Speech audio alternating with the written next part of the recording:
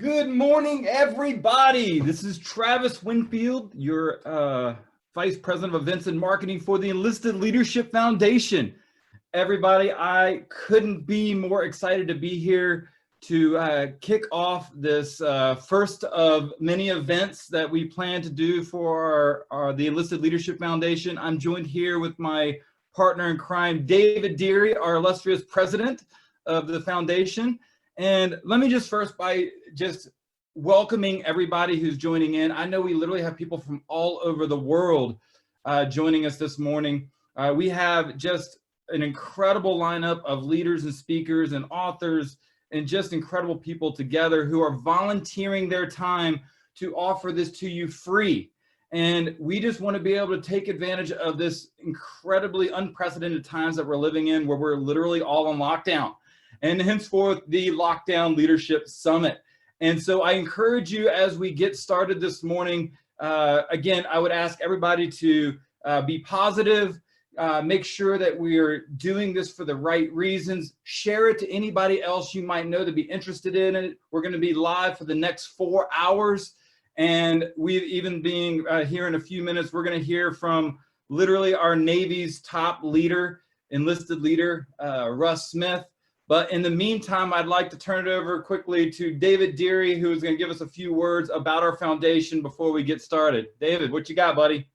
Hey, thanks, Travis. Good morning, everyone. First, I want to echo Travis's comments. Thank you very much. Thank you for being here, taking time out of your day today and tomorrow. We recognize that you may not be able to spend 8 hours here, but I encourage you to pop in and out. We are going to record this. We will make it available down the road. Also what Travis said about comments, we really appreciate feedback. As leaders, we need feedback in order to grow.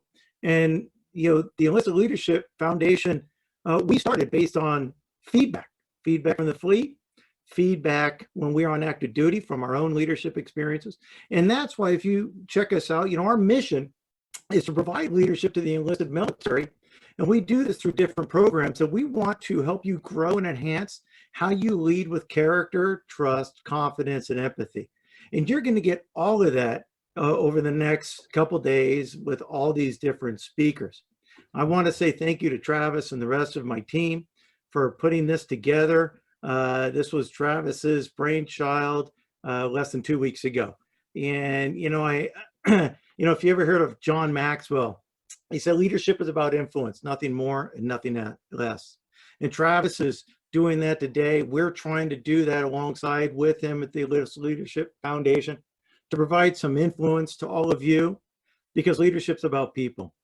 If you make decisions about leadership and make it about the people, you'll sleep well at night and you can't but succeed. So with that, Travis, I turn it back over to you, and let's kick this off. Absolutely, David. Absolutely. So very first on our agenda, just so everybody has an idea, you've had the agenda up on your screen, so you know what's going on. I'll pop it up there in between. It's also located, I pretty much posted it everywhere. So you should have no question as to what the agenda is looking like. So right now what we have is, just to kick things off, as I mentioned before, we're going to have Russ Smith dialing in here soon, our Master Chief Petty Officer of the Navy. The fact that he's able to even carve out any time for us is pretty incredible. So again, I would just ask to kind of set the tone that, so if everybody realizes that we have a live audience here, so if you received an email with the login, you should be able to log directly into the Zoom and you'll be an active panelist. You can actually set questions, answer in chats, and we can handle those live. The way that we're also doing is obviously we're live on Facebook. So this is where, if you're not a member, no problem. We want to pay it forward to you as well. So this is live there. Feel free to make comments, ask questions there. We'll try to get to them live. If we cannot get to them live, I've encouraged all the speakers to take time after they're done to go in and answer your questions directly in Facebook. So we're live on our page. I've shared it out to a bunch of groups. I know. I please encourage you to share it to other groups that may not have gotten it, that might find this of value to them. So I just keep looking for it. It looks like we have our first speaker here. So I'm going to go ahead and stop talking now. You'll hear more from me tomorrow. And I think we have our illustrious first speaker getting ready to get upgraded to the panel. And so we will get things started here. So, and again, bear with us here as we do this. We all know that this is technology. We have to kind of bear with it as it goes, and we will go from there. So without further ado, let me see where we can get this thing going. All right. Let's see. Let's try this one more time. And let me just add real quick, guys, if you want to send us that feedback at any time, you can just email that to admin@elf365.org. That's admin@elf365.org. That's it. That's it. So as I am trying to make this happen, bear with me. Go ahead, David. You got to keep on talking while I'm working this, buddy. Hey, no problem. So yeah, this is we had to cancel several of our events. We had a Foundry class that was scheduled to take place here in a week. We had a leadership summit scheduled for May. That was part of the reason why we decided to move it online. We had an LPO Academy scheduled to start at the end of April. So we've had to, cancel and postpone some of these events, and we're optimistic that the next LPO Academy set for July, that we'll be able to do that. What we're not 100% on is if we're going to be able to do it like we have in the past. So we're looking at how we may make it virtual. I've been receiving emails about Chief Petty Officer Pride Day, which is one of our signature events that takes place every year in September. Maybe that's a question that we'll try to pose to MCPON if we get them online. But with the postponement of the selection boards, without knowing when the chief results will be out, and without knowing what our social distancing requirement as a country will be, will CPO Pride Day take place in September like it has for the past 17 years? This will be our 17th. Will we move it later in the year? What's that going to look like? Those are all questions that we're asking ourselves. We're not being hasty in making those decisions, but I just want you to know that just like everywhere else in the country, just like every other business out there, we're asking these questions. We're looking at how we can do things differently. A few months ago, if we would have had a conversation, hey, let's try an online leadership summit, I'm sure that conversation would have ended flat and not gotten much traction. But this kind of forces in this environment, and this is what we do as leaders. We adapt and we overcome. We come up with new ways, and we want to be able to deliver to you leadership. We want to be able to give you the same kind of information that we've been giving you for the last 6 years through our different programs. How that takes shape, we're still working on that. Last week I spoke at a command up at Ventura through Facebook Live. So all of us on the board, we're all available. If you want to do a 360 event, if you want us to dial in, whether as a command or as a CSED group or whatever, just send us an email, that same email address. You can also go to our website, and there's a contact us area that you could send an email, ask any questions. We receive that. I filter that out to who needs to respond to it. But we're here for you. And If you have any ideas on how we could continue to serve you, please send it up. Give us a chance to work on it. Give us a chance to do something for you. Absolutely. And I also want to encourage, if you've always looked at the lineup that we have for this week, you notice that we have a very diverse lineup. Now, we have a lot of Navy people listening in, and we're kind of trying to diversify. That's the reason why we also have the Chief Master Sergeant of the Air Force, the 12th one that served for 4 years. We want to diversify this across all branches because leadership is truly transparent, but not just branches, but companies too. That's the reason why, if you notice the lineup, it's not just military leaders, because what we want to avoid is that groupthink mentality, right? We don't want, we want to be able to encourage people that you can learn from anybody.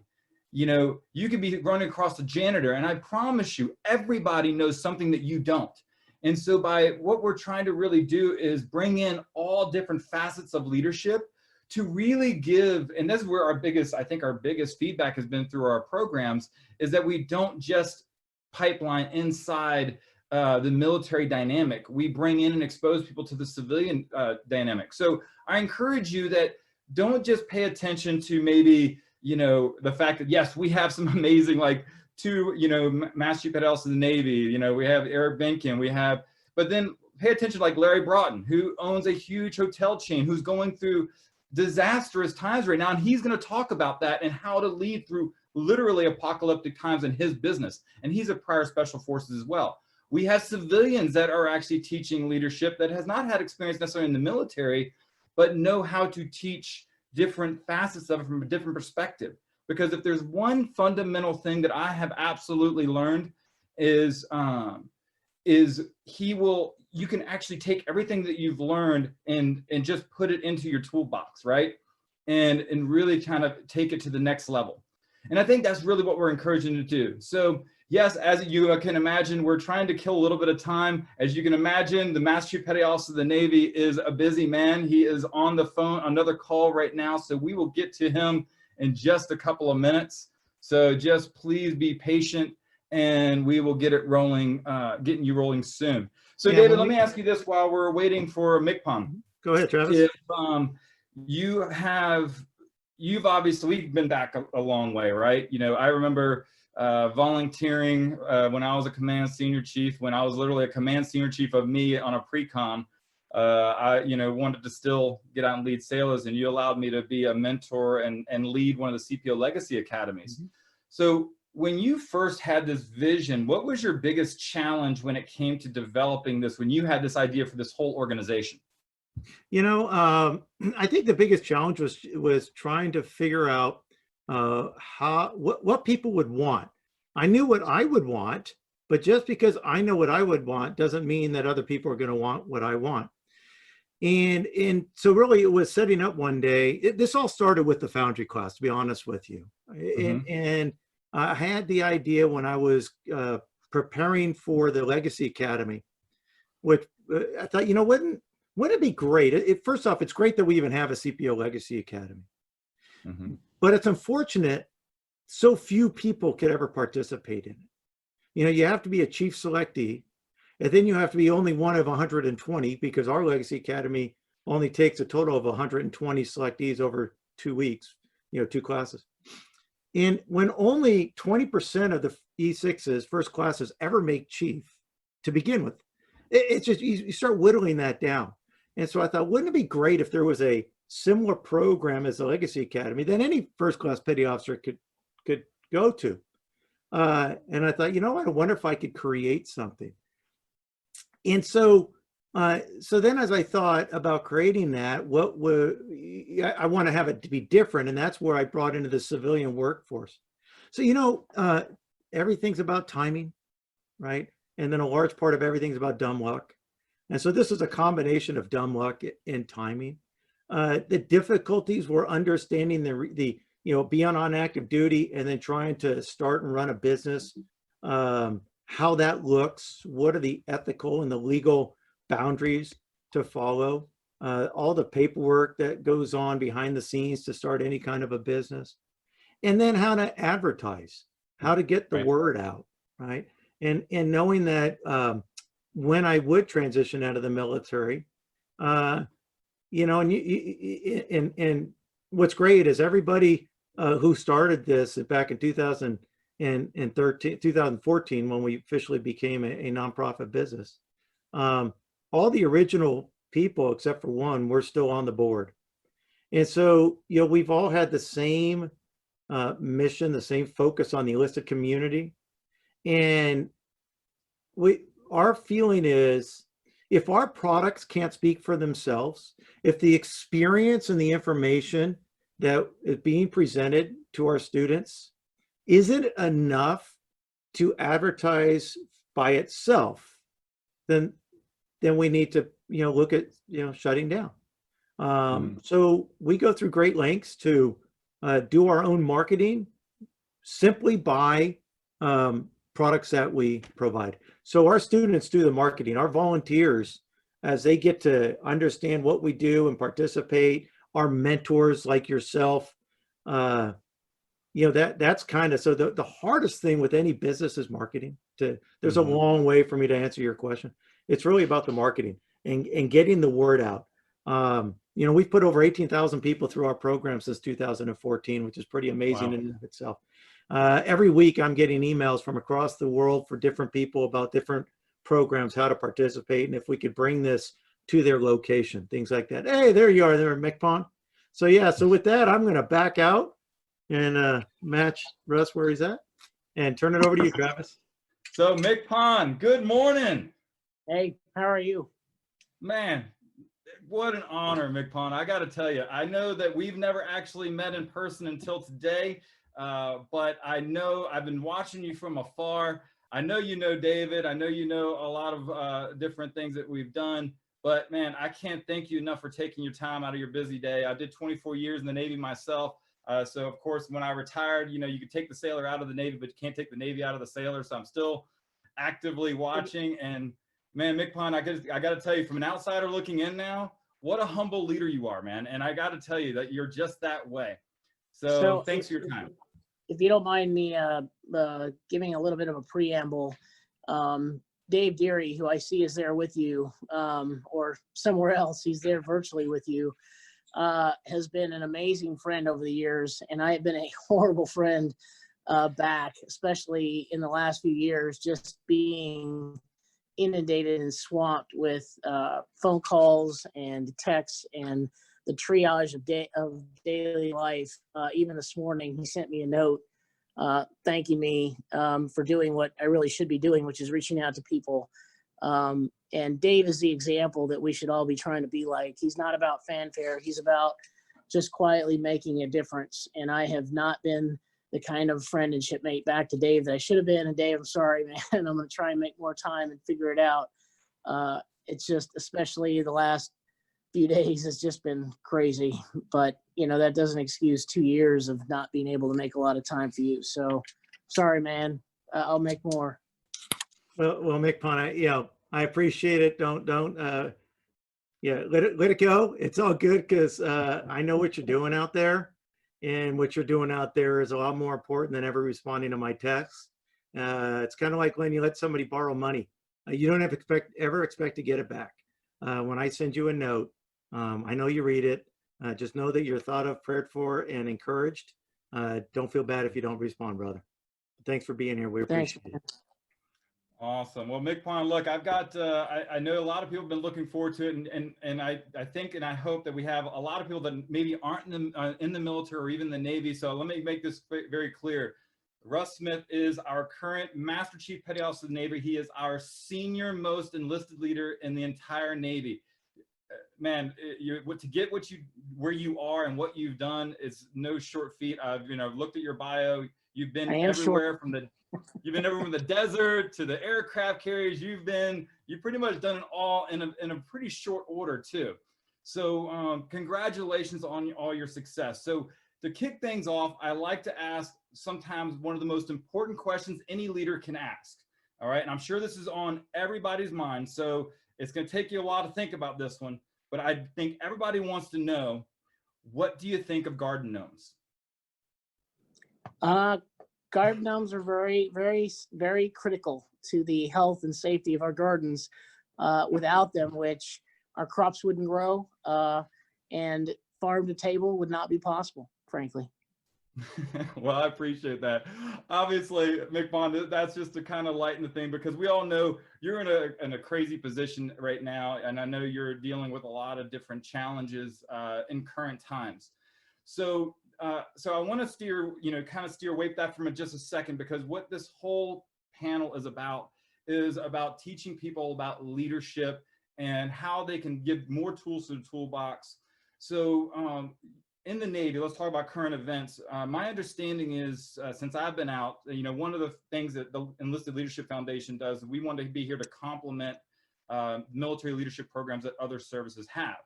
And I understand that y'all in development of a new one. Can you tell us more about the new Navy Leadership and Ethics Center? Yeah, well, it's not new, but we have expanded exponentially the size of NLEC in order to help us professionalize and deliver the content of the leadership courses that we deliver early in a sailor's career. So the PO3, PO2, PO1 selectee leadership courses that we used to have, which were delivered with inconsistency all around the Navy, depending on time and space and requirements, were delivered to varying degrees of efficacy, absolutely, never efficiency. We decided that we had to do something different. And so Wes and I started this, and Wes took it on when I moved over here and has crushed it with the way that he and his folks have come up with this system and gotten it out there into a usable model. I mean, he took this idea, this concept, and he absolutely made it reality, where the courses were refreshed, and those will continue to get better. But we did the basic refreshment that had to happen. But the most important thing that had to happen was the time and the delivery had to be consistent, because that wasn't happening. Come to me and my CEO says, "Hey, I want to frock these guys. We just got the message today. I want to frock them on Monday." No problem, sir. I can take a 3-day course and shove it into 8 hours because I'm just that good. And we convince ourselves it's the right thing to do because we want to take care of sailors instead of really taking care of them, which really means setting them up for success by giving them the tools and the talent, or taking advantage of their talent by giving them the tools and abilities to do their job, and take the time to sit them down and actually walk them through what they need and do it in the 3 days that was required at the time, so they could actually absorb the information, debate it, discuss it, and really take it on board. So those high impact, short in duration courses needed better and more consistent delivery. And that's really what our expanded team at NLEC is doing, is they travel around, they visit folks, and they train the trainers, which does two things. One, it ensures that consistent delivery, but it also helps generate the discussion about leadership topics. You don't just have to discuss in your work center on a daily basis the world's best baseball team, the Nationals. You can also discuss things like leadership. You can discuss things like, what you're seeing playing out, frankly, right now on TV and in the media, and have a productive discussion about it and about leadership instead of your favorite car. That doesn't mean that you can't have personal discussions. And in fact, there's a huge aspect to being personal with your people so that they know you to be human and you can relate to them and they to you. But, talking about leadership more often at the deck plate level, and relying on or using these things that we have available to us as training tools is absolutely essential. So the efforts that they're undertaking, one, like I said, standardize the product and ensure a consistent delivery of a better product, which is better for the sailor. It also decoupled it, by the way, from the frocking requirement. So we're no longer tied to that. There has to be a hook because human nature is what it is. And some would never go do it if we didn't have a hook. But having a hook ensures that it gets done, but we don't couple it now with advancement. We say, get it done where you can reasonably within this, your unit schedule. And this gives them the freedom to do it when they need to do it. And it also, again, generates that discussion in the mess, which is where it really should be discussed robustly, but that should trickle out into work centers and shops and everywhere else. So, and I don't mind addressing the elephant in the room so much as to say this: you're watching a very, very good discussion or example of leadership from all sides playing out right now in front of you. And my stepfather, who I love to death, used to say to me, the worst thing for you to have to be is to be me someday. And when you get to a position like this, you realize, as judgy as you were when you were younger, and how the perspective you think you have because you've read a Navy Times article, or you've heard an NBC News report, or saw something on CNN, for all those things that inform your opinion, you have to recognize there's probably a whole lot more you don't know. And unless you are fully informed of the facts, unless you are the investigating officer or reviewing the investigation, having an opinion should be understood to be just that. You should have an opinion, and you should discuss what you see, how we message things, how we do things. That's good discussion about leadership and about leadership tactics and how does this play in the field. We learn more from doing, and whether it goes right or wrong, than we do anything else. And you can learn a lot from a bad example of leadership. But to sit there in the wild and think that you know the whole story and then take a side is foolhardy. And it requires some trust in the organization to say, I recognize there's more I don't know than I do, and I'm going to leave it to them. And maybe at most, the thing I would say is not, you guys are crazy for doing that. It's, hey, I'm curious, why did you do that? And at all hands calls, those are the best engagements I have with sailors, when instead of standing up and saying, this is crap, why won't you let me have a beer? They say, hey, I'm curious, what sort of analytical discussion went on, because we know you did one, went into not allowing beers, which we can then explain it and say, hey, I'm glad you asked that question, and ask that way, because it shows that you want to know more. You're not being critical with about 1/10 the information you should have in your pocket if you're going to be critical. So look at today and what's going on, and I'll leave it there because I won't answer any questions when we get to that about those things. There's a lot to be learned from what we're watching play out right now. And I would advise to just take it in, stay out of the fracas, because at the end of the day, CNO and I talked about this last night, and then I just chatted with him a few hours ago. And he said, are you worried? And I said, no, because I've got this, and I've got an interview with Naval Institute at 1300. And I said, I'm not worried at all, because from an enlisted perspective, we have the easiest job in the world. None of this stuff playing out has anything to do with us. Our job is to do our job and focus on the mission, which for most units right now, we have over 90 ships at sea. We have 4 carriers at sea, all operating virus-free. We have hundreds of Seabees out there that are turning facilities into hospitals, commercial facilities into hospitals. We have thousands of medical professionals that have descended upon the island of Manhattan and New York's 5 boroughs to serve in over 11 hospitals and truly put themselves in harm's way, all with the idea that we have an obligation to our nation. As much as we do the defense of it, we can serve within it and do just as much good right now. And there are so many good news stories going on. As enlisted, we do a job, and that's what we're here to do, and stay away from the politics and the other stuff that you see out there. So I said, I think our job is easy. And as long as you don't get distracted by the noise, which is, it's just that, it's noise, the rest is pretty simple. Oh man, MCPON, needless to say, that is the elephant in the room. And, I think all of us have tried to field that question and that opinion. And I think you couldn't have hit it more dead on the head. And I've always said, look, there's 3 sides to every story, right? There's his side, her side, somewhere in the middle is the truth. We don't know the truth. So I think that we just need to kick back and wait. And so thank you so much for taking your time. I know that's a very polarizing question that's out there. And, and I think it's an important one. So with that being said, I understand I caught you for about 15 more minutes. Is that about right? Yeah, I've got 20 to 25, somewhere in there. Fantastic, fantastic. So I want to dive into a little bit more more leadership questions as a whole. I think you answered the kind of elephant in the room that are more Navy specific, but with your experience of over 30 years of leadership experience coming through the ranks, I realized that you joined about 4 years before I did. So my first question is, trying to make me feel old. Congratulations, it's working. Well, the difference is that, I've got the gray hair, we both have our challenges with it.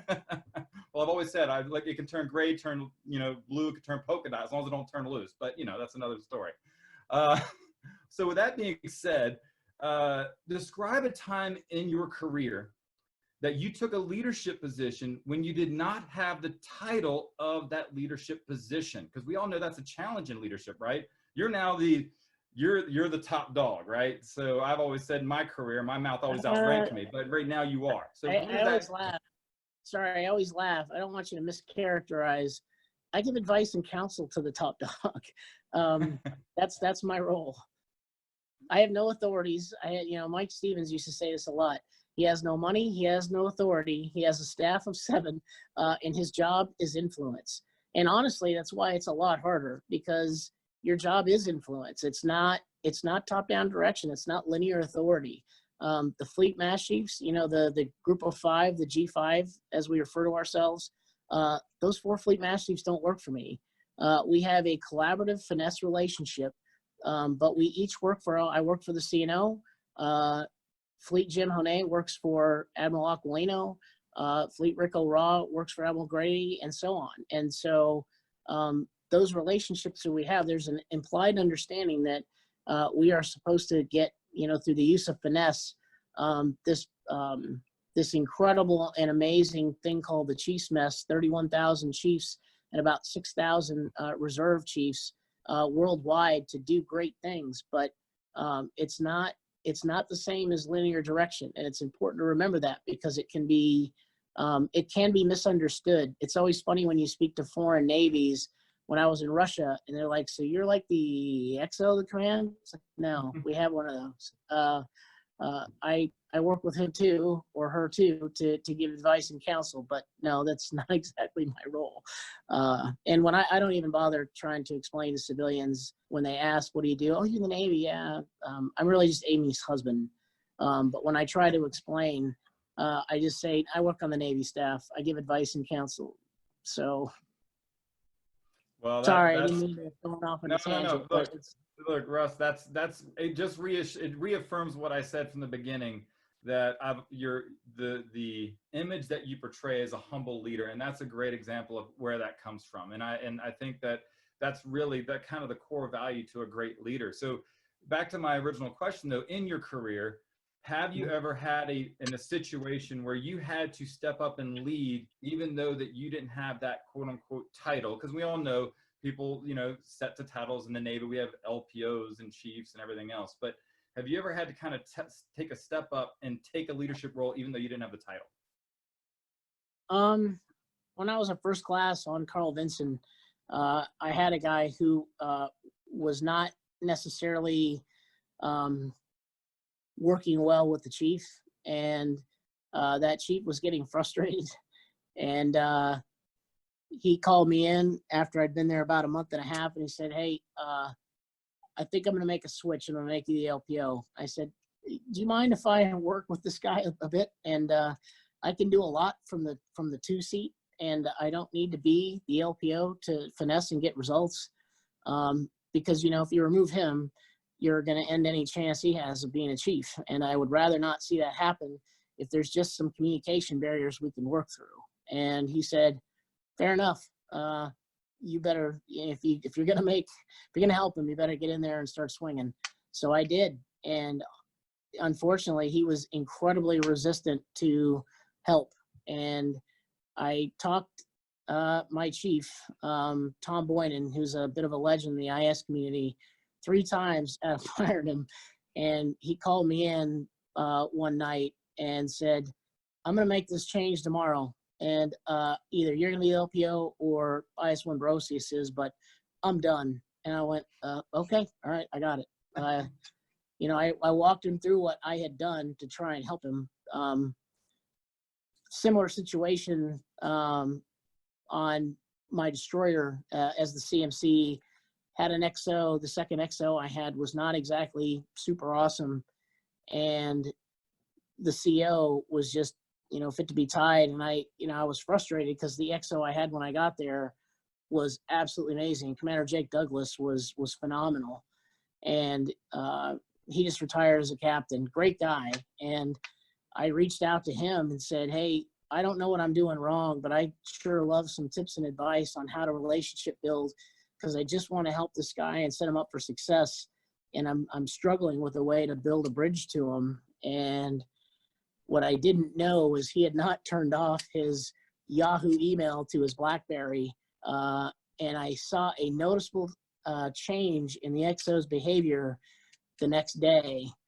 And I figured it out, because I'm not dumb, after about 3 days. He responded. He gave me some gouge, and I don't know if I should be admitting this on camera, but I waited till we pulled into. Yeah. We pulled into port, and I managed to wipe that BlackBerry and erase the personal account from it.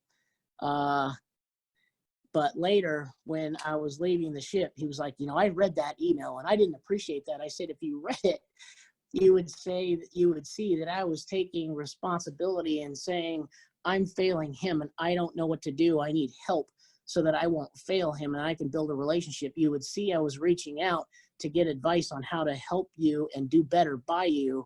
I wasn't saying you suck at all.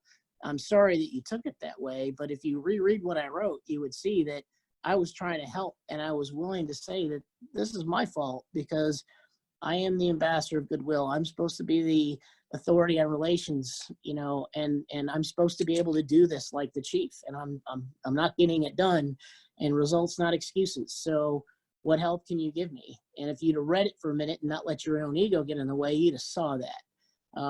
But there was a lot that I had to do, and the CEO had to do to work around that dysfunction in the XO. That was difficult. Wow. That's great insight, McPon. I appreciate you sharing that. And again, that's where I really want to encourage that all of our speakers. I really want this to be authentic, like grassroots kind of conversation. So David, you understand you have a question for the McPon.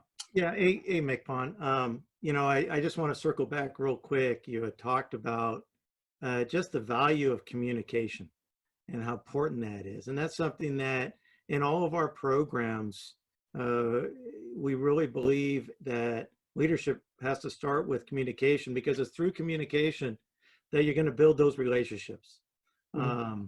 Because without a relationship with those that you work with, it's really hard to build trust. And until you can build that trust, it's going to be hard to lead.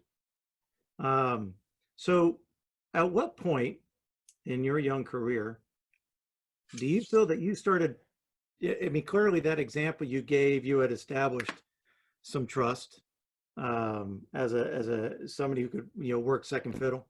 But, how can an E4 or an E5, we talk about, you don't always have to be in a position of influence to learn how to lead. In fact, you had commented about bad leadership, and I would submit you can learn more from a bad leader than a good leader. It's really easy to identify what somebody's doing wrong.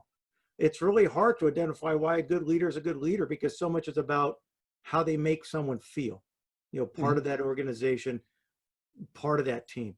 So if I am not in a position to lead, or I'm not the work center soup or the leading petty officer, the first sergeant, whatever, if I'm just a young E3, E4, E5, what can I do to start building my leadership roles and the kind of leader I want to become? Can you speak to that?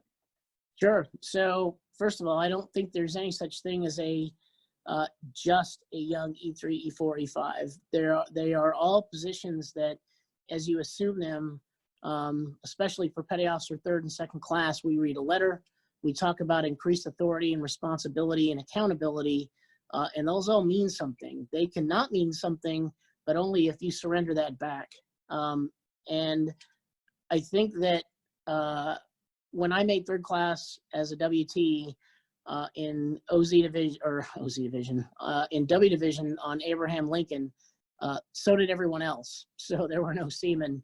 And I remember making the comment once as I was grousing about it, it's like nothing but an overpaid seaman. And now, soon to retire this July, Captain Gary Martin, who was my LPO, snapped me up and said, "Hey, expletive, let me explain something to you. And you need to understand that you can allow yourself to be an overpaid seaman, or you can be an awesome third class amongst a whole bunch of other awesome third classes." And that talk really stuck with me. And he gave me a lot of great advice, and I learned a lot from him. And I'm grateful that he's going to let me speak at his retirement. He made me understand that leadership isn't something that just comes to you, that someone walks up one day and says, "Here you go, here's some leadership, go knock yourself out." You have to prove that you're worthy of it. You have to look for opportunities to exercise it. And if you look for them, it really doesn't matter if you're a seaman, if you're a first class, if you're a senior chief, if you're an ensign, if you're a lieutenant commander, there are all kinds of places to lead and be followed. And all you have to do is look for them. And they're usually the things that no one wants to do. They're the things that no one wants to get involved with. They're hard, they're nasty, they're inconvenient, they take time. They're all the things that work against the work-life balance that we talk about so much. And when you demonstrate the ability to get in there and just do it, and then walk back to your boss and say, here, I took care of this for you. What else you got for me? Not look for, the transactional leadership of quid pro quo. Can I get something for that? But just go, I knocked that out. And because I like to jump, I want to jump over another box. Give me another one. And then you do it. And then pretty soon you get seen as the one who's the go-to one. Hey, every time Deary comes to me, that dude he delivers. Let's give him another one. Let's give him another one. And then pretty soon you become the example we want others to be like. So you get thrust into some sort of position of responsibility, and you get the opportunity then by position to actually do it. And I really appreciate that. And I want to, there's one example you made, and I don't want to just gloss this over, because I think it's really critical. You said when you made that comment that your LPO grabbed you up by the short hairs. I think and you and I came into a Navy when if you're not being told you're doing a bad job, you assume you're doing a good job. And that's not so much the way people of current generations feel. And I still see sometimes it's easy to fall into that. And I just think it's important that when we recognize the good work that somebody's doing, because clearly that he saw something in you, or else he may not have, he may have agreed and not said anything, right? So I just think it's really important to give some assurance. And I think, that's one of the takeaways I just took from what you said, is recognizing the hard work that people are doing, letting them know. Man, I'll tell you, a pat on the back goes a long way. A really long way. So another critical leadership lesson that you just touched on that we learned at boot camp, which is why we made so many adjustments up there, frankly, is that because I learned a certain way in 1988 at the world's finest boot camp in San Diego, California. Hey, what's wrong with that Orlando? That is not necessarily the way that sailors today learn. Every generation offers differences, not better, not worse, but different ways of learning, ways of reacting. And if we're taking in different raw material, you have to retool the factory to put out the same consistent product that you need. And we hadn't done that. We've been doing a lot of the same old things, combined with the fact, frankly, that RDCs had been repeatedly frustrated by this. There's this book, and I probably shouldn't acknowledge its existence, but it's called The Book of Why. And it was this collection of emails and messages and good idea fairies that dropped these things on Great Lakes and said, hey, what a great idea. Let's put it in boot camp. Or, I understand that young people need 7 hours sleep every night to be healthy. So let's ensure that every single night they get 7 hours sleep, and when they get a congressional inquiry, instead of having the fortitude to simply answer the mail and say, hey, look, if I don't wake them up in the middle of the night at some point, when it happens on a ship, they're going to be like, wait a minute, I wasn't trained for this. And the whole point of boot camp is to enculturate them into the Navy. And so we weren't doing that. We allowed ourselves to be pushed into a box out of fear, instead of saying, no, there is a valid and time-honored reason for the things we do. And we are therefore going to get back to doing those, because if we don't, we are going to be grossly underprepared for combat, and we are not going to be ready when it's go time. The first time that a sailor is woken up at 1:30 in the morning and sees water rushing into their compartment should not be when it's happening for real. There should be some training that informs a sailor on, this is what I now do in this circumstance. And we need to put that primarily on the backs of the COs who develop their combat ready teams at the deck plate level. But if we're not even giving them that enculturation into that before they come to the fleet, we're failing them. And we recognize that, because we did it the way we vote. My favorite 7 words of the Navy. That's the way we've always done it. And we needed to make some adjustments. And individually, leadership styles. I don't, Gary Martin was a very progressive leader. He's a very bad guy to use for this. But I had some other chiefs when I was working in air department on the Enterprise, my first ship. I wouldn't talk to my sailors the way that my chiefs talked to me, nor would we tolerate that anywhere. And it's okay to say we're going to do business slightly differently. One last thing on how things change, as you can imagine, especially in social media, retirees often play a large role in our forums. Some are amazing and incredible, like you two, and do so much to further the craft of leadership. And I can't thank you guys enough for what you do. But there's about 500,000 active or retired chief petty officers out there. And some of them, not the majority of them, not even many, but just enough, will get on there and say some of the most horrible things about this generation. And I had an interesting exchange with one, and he said, of course, you need more mental health because these goddamn soft peaches, they can't handle the stress of the day like I could. I was like, well, let me give you some perspective before you go nuts. In 1988, when I came in, we had 610,000 sailors and 600 ships. And we were deployed about 29% of the time. 29% were out there getting it done. Today, deployed slightly more than that, we have about 289 ships and about 335,000 sailors as of about a month ago. So with just over half the people and less than half the equipment, we're doing more than we were in 1988 against the backdrop of supporting a land war and requirements gone off to support them, which has not made things very easy. So yeah, there's some increased stress on the force. Sorry if I keep straightening up. Admiral Richardson once asked me when we'd not been together long, why do you always move around and grimace? I said, helicopter crash, my back is broken and I get really stiff. And the last few weeks have been so challenging, I haven't had a chance to PT. So if I don't run, it doesn't loosen the back muscles and I get really stiff. So I'm a little bit sore today, but. Well, listen, MCPON, I think what you just started on is actually going to be a pretty awesome segue here.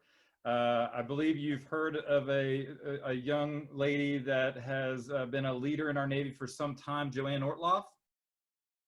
Yeah, I've heard of her. You heard of her? All right. Well, guess what? She is going to be joining us here right now. And I think it's a great segue because you were talking about how to lead and change. And what better segue than to have Joanne kind of kick off and meet you virtually here as well and kick things off. So great timing. Do you mind if I finish out with something? Because I do have to. Absolutely. I just thought it'd be great for you to be able to meet Joanne here as we turn over. Sure. No, it's just it's an also a good segue for me to talk about one of the things that we're doing in Leadership Mess. And I know that the predominant audience here are not command master chiefs, but when you look at the composition of the Navy, about 26-27% female. When you get in the chief's mess, that number drops to about 9%. Not necessarily representative of the whole, and there's a lot of reasons for that. Some are cultural. It's not necessarily one of explicit advantage, but there are things that we've done like SIP, the Career and Mission Program, and things that have helped us address what women say in exit surveys or some of the issues that prevent, longevity in service. But when you get to the Master Chief ranks, women make up about 3%. And at one point when we had 3 or 4 fleet Master Chiefs were female, all of us were high-fiving each other and saying, hey, we got it done. This vision that started, really with MCPON West to build a leadership mess that looked more and was more reflective of our Navy population. The thing we realized a little too late was it requires constant grooming. You have to continue because that population, that pool of women leaders is so small. You have to groom and provide the opportunity for those women that you have to demonstrate their skills and capabilities. And when they're found capable, you move them into those jobs. We've had lots of examples where someone hasn't been selected or put into a job, and often it's the detailing process that never gave them the opportunity to demonstrate proficiency in a way that would allow those skills to be seen. You know, the directed talent management that we're doing now with the flag serving CMC cohort is designed to ensure that we don't miss anybody because someone has never heard of them or doesn't know them or hasn't been in their circle. But then we realized, well, if you haven't been working for an 06 and had a chance to demonstrate that proficiency at that level, you're probably not going to get selected up into that pool. So we look at how we detail into those jobs and ensure that if all things are equal and I've got 2 candidates or I have someone who may not be less known but has a far more impressive resume, why would I not empower and give opportunity to that female leader so that they have the opportunity to show us, do you have what it takes or not?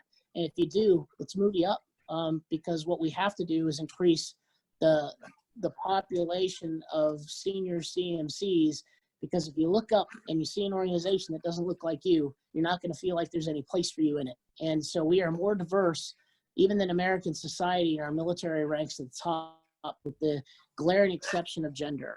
So that's been one of my, as I say, we're prioritizing talent. That's exactly what we're doing. I'm not necessarily prioritizing towards gender, but I'm not going to allow that talent that we have that are women walk away from the organization because they don't feel like it looks like them or there's a place for them. And so we've gone from about 3 in the leadership mess when I took over to about 9 now. I have to go back and look and see where we're at today, but it's improving, but we got work to do. And there are a lot of talented men and women out there, and we're doing a far better job today by informing when and where we put people. It's not about who you know or what admiral may be aware of you or not. It's about what sort of talent you have, what the board process recommends, and then what the G5 will then push to the admiral for the admiral to select from. That's awesome. Mick So Pond, hopefully we will have another fleet behind Ortloff shortly to follow. Mick Pond, that's amazing. I can't thank you for your, I cannot thank you enough for your time. You know, I know it's valuable, and I got to say, I've always said you should guard 2 things with your life: your time and your reputation. And the fact that you carved out a little time for us, your reputation precedes you, and just keep doing great things for our country and our Navy. Thanks. Hey, by the way, if you didn't notice, both myself and Cino are sporting the colors representing the entire Chiefs mess. That's what I'm talking about, man. Yeah. That's awesome. The greatest fraternity in the world, is it not? Yeah. Yeah. So, well, Mick Pond, thank you so much for your time, and that's a great segue into Joanne, who's also an amazing leader in her own right, doing great things both in the Navy and out. Mick Pond, if you're welcome to stick around as long as you want. In about 6 minutes, I got to hop off here, actually. Thanks, Mick Pond. Thanks for joining us today. Thanks so much. We really appreciate it. And It's good to see you, Mick Pond, and I'm glad you're in the seat. yeah, thanks. And thanks for putting this on, all of you. You got it. Thanks, man. Appreciate you. Yeah. All right. So, David, I know you got to bounce too. So thanks for your time. Me and Joanne will roll. We'll keep rolling. Hey, David. Hey, Joanne, thanks for being here. Thanks for taking time. Travis, once again, thanks for moderating, and everybody out there, thanks for joining in. I'm going over to Facebook Live. I'll be back later. Thanks. Awesome. Awesome. Well, look, Joanne, I want to make a public service announcement before we get started, just to kind of get everybody going. I want to remind everybody, if you are a member of the Enlisted Leadership Foundation, I encourage you to check your email because you can log in directly to this Zoom and ask questions live of any of our panelists. We've got a couple of them that asked some pretty pointed questions, which Mick Pond nailed right out the box. So I encourage you to get out there, log in, and be a part of this group live. Otherwise, Joanne, at the end of this, I'd love for you to sit there and take some time to answer any questions on Facebook that you see. Absolutely. So without further ado, allow me to toot your horn a little bit, Joanne, okay? Because I know you're a humble leader as well. I've actually had the pleasure to serve under you indirectly when you were the Fleet Master Chief. And I was, you know, and I was just a young, just getting into the program as a command senior chief. And yeah, you jerked my chain directly. But you know what? We needed that. And that's the kind of stuff that, you know, you've always, everything I've seen, you've always never been able to mistake your kindness for weakness. So a little background about you. You joined the Navy in 1982, and please correct me if I'm wrong. I'm going off my notes here. So you got about 10 years on me when I joined in 92. So yes, I'm pointing out that you're not as young, and I can say that because we're Chiefs. But you have experience beyond experience. You became a Command Master Chief the same year I made Chief in 2003. And then you went on to work from everything from being a destroyer CMC to being on a Westpac, being on the Naval Hospital in Guam, to going on to the 3rd Fleet Command Master Chief, where you completed as the Naval Forces Europe and Africa Fleet Master Chief. So, Joanne, thank you so much for taking your time today. Thank you, Travis, for putting this together and adapting and overcoming during these times. Well, literally, as I told you before, this was just I figure if we're going to be in lockdown, let's do something where we can all participate and grow in this crazy, unprecedented times. I want to point out, Joanne, that you didn't stop there, right? You retired, and some people retire and just say, okay, I'm done. I've done my bid for God and country. But you haven't stopped there. So I guess the first thing I want to ask you is, what are you, well, no, I take that back. I'm going to start out, bear with me. This is live. That's things falling off my table there. I got to ask you, if you were a spirit animal, what would you be and why? Oh, I'd be a rabbit. A rabbit? Yeah. Mainly because I now have a kitty that I've adopted, and we've had her for about a year. And in the last 2 months, she's been capturing little baby bunnies during the season and bringing them in the house. And so I think it's a sign that the bunnies are around the house and, I don't know, giving us some good vibes. And so, yeah, I see right now the bunny is my spirit animal. Although I have to say, live on Facebook, we are getting the bunnies live and putting them back out into the wilderness. They're not dead. She's just bringing them to show us what she can do. I love it. I love it. Well, thanks for that. Like I said, I'm throwing little curveballs at the beginning, kind of get things up. Curveballs away. All right. So now, you did, you did your bid for God and Country for our Navy. I know that you are one of the most prolific, popular, and I'm reluctant to say female leaders because it's not that. You are just one of our most prolific leaders. Let's take female out of it, because I just think that's a conversation that we, although we need to be conscious of, we need to focus on what people's actual attributes are. So since you've retired, what are you doing now? Well, first, let me say it's okay to acknowledge as a female leader. Like I'd say in any venue, I've got my pair, I just wear them higher. Right? So we're all equal in many respects, and it's okay to be a little different. Took me a second for that to catch on. I love that analogy. So what am I doing now? I retired in 2015 after my 33 years, and I have worked for many volunteer organizations. I don't make money, I just spend money, and actually was a board member of the Enlisted Leadership Foundation for several years. And then we rotated positions, and I had moved into some other organizations that had requested some of the experience and for, fill in a hole and fill in the blanks. So I've been a board member of the Defense Advisory Committee on Women in the Services. This is my 4th year and my final year per the assignment from the Secretary of Defense, an appointment. So I will be on that board until September. My relief has been announced, and I will let her chime in on Facebook anytime. So I've been doing that, and for those of that are not familiar with DACWITS, I urge you to go ahead and Google DACWITS and look under reports and meetings, and you can see what the DACWITS board has been doing as an advisory committee to the Secretary of Defense on all military services, women in the services. And, I want to do a specific note that while we are an advisory board on women's issues in the services, it's hard for me to identify maybe 5 issues that affect women specifically, but many of the issues that we discuss and submit up for Secretary of Defense happen to benefit every military member, from parental leave to uniforms to work hours to what have you. So I urge you to just go in there and take a look at the things that we've recommended, and 99% of them since 1952 have been adopted by the Secretary of Defense. So Wow. a big voice out there, and proud to be a part of it. I'm also the California ambassador for the Women's Memorial, the Women's Museum at Arlington, and proud to be a part of that. So for the female service members, women service members, or those that you know that are not registered, it is free. Go ahead and Google WIMSA, W-I-M-S-A, and register and tell your story.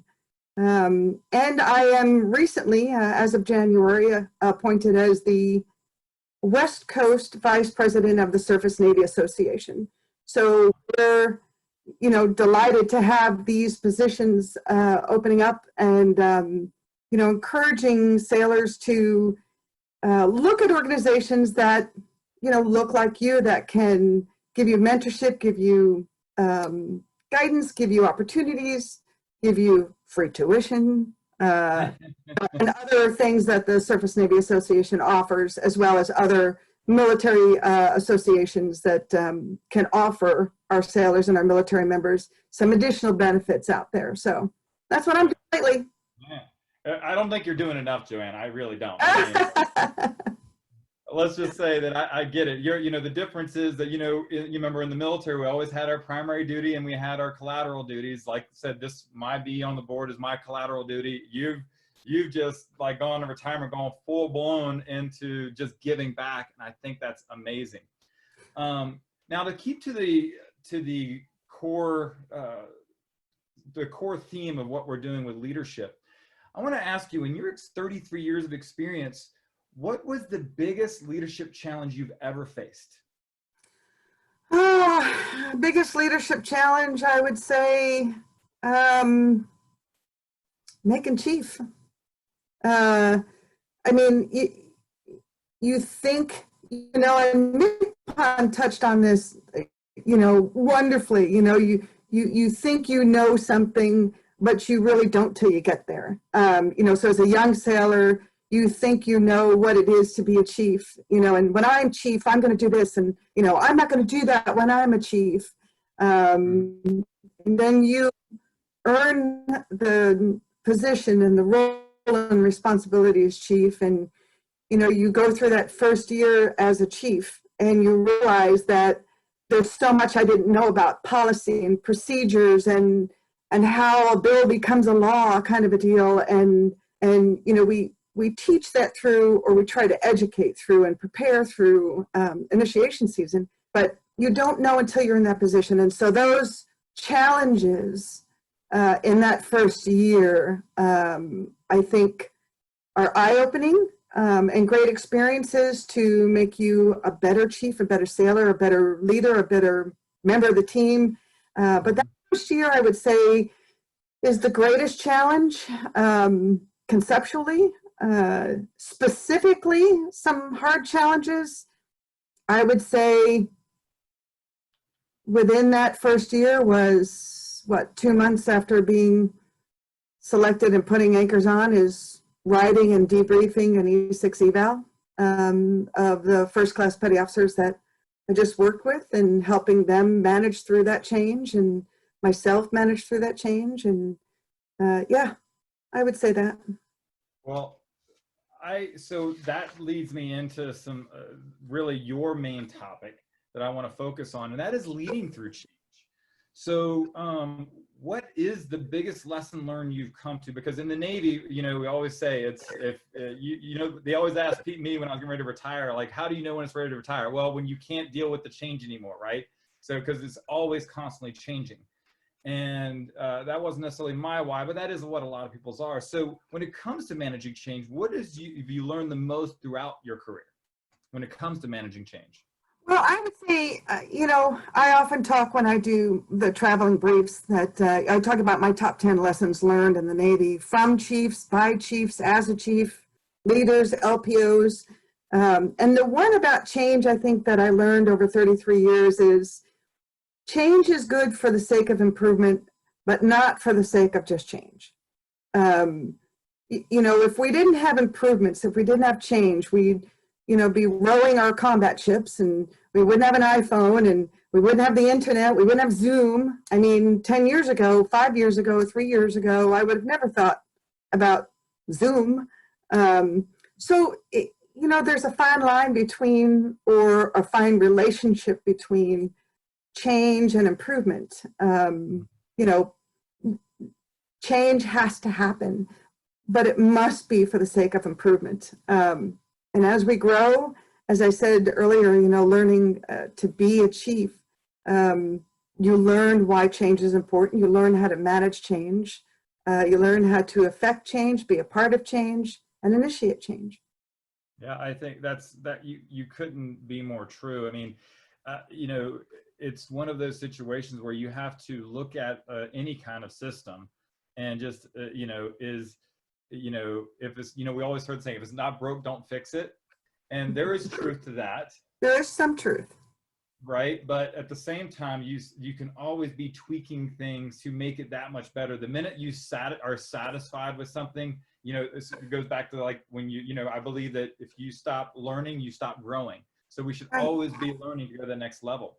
So that being said, if you had a young sailor in front of you today, and again, I want to make this clear to everybody. If you're not in the Navy and you're listening in, if we are saying sailor, we're saying leading petty officer, which is an LPO or a chief, just replace that with employee, airman, Marine.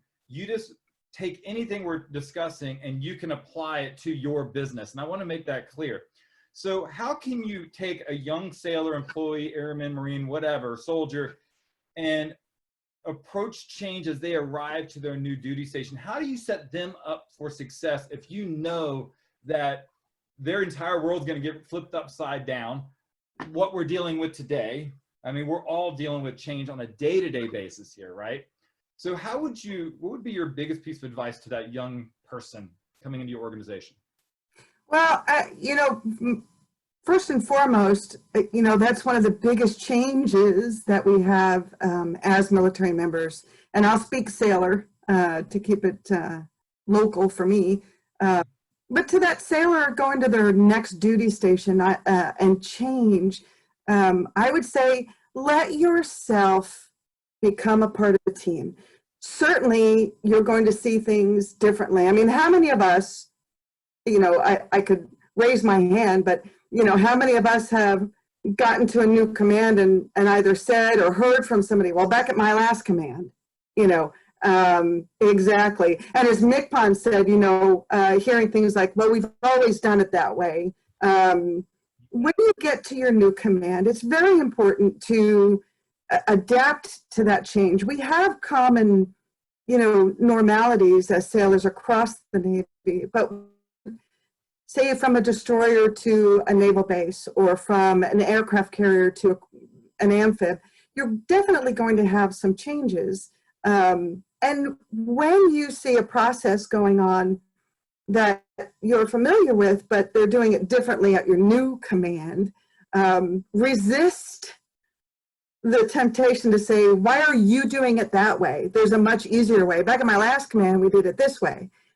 Because what in essence you're saying is, why do you do it that way? You're saying I'm not a part of this team now. So it's you are doing it wrong or you are doing it different. And when you say, like back on my last command, we did it this way, straight up, you can be sending a message to say, well, oh, thank God you're here, Chief Ortloff, thank God you're here, Fleet, to save the day, because until you got here, oh my God, we were doing it wrong and we're going to sink, and, let's listen to how you've got to say it. And I'm 100% positive that in my own eagerness, I've said it, you know, I've done it. I've looked at a process and gone, geez, why are they doing it this way? You know, there's a much easier way to do it. So what I've learned about, you know, that and changed is, and to share is, you know, there's more than one way to skin a cat.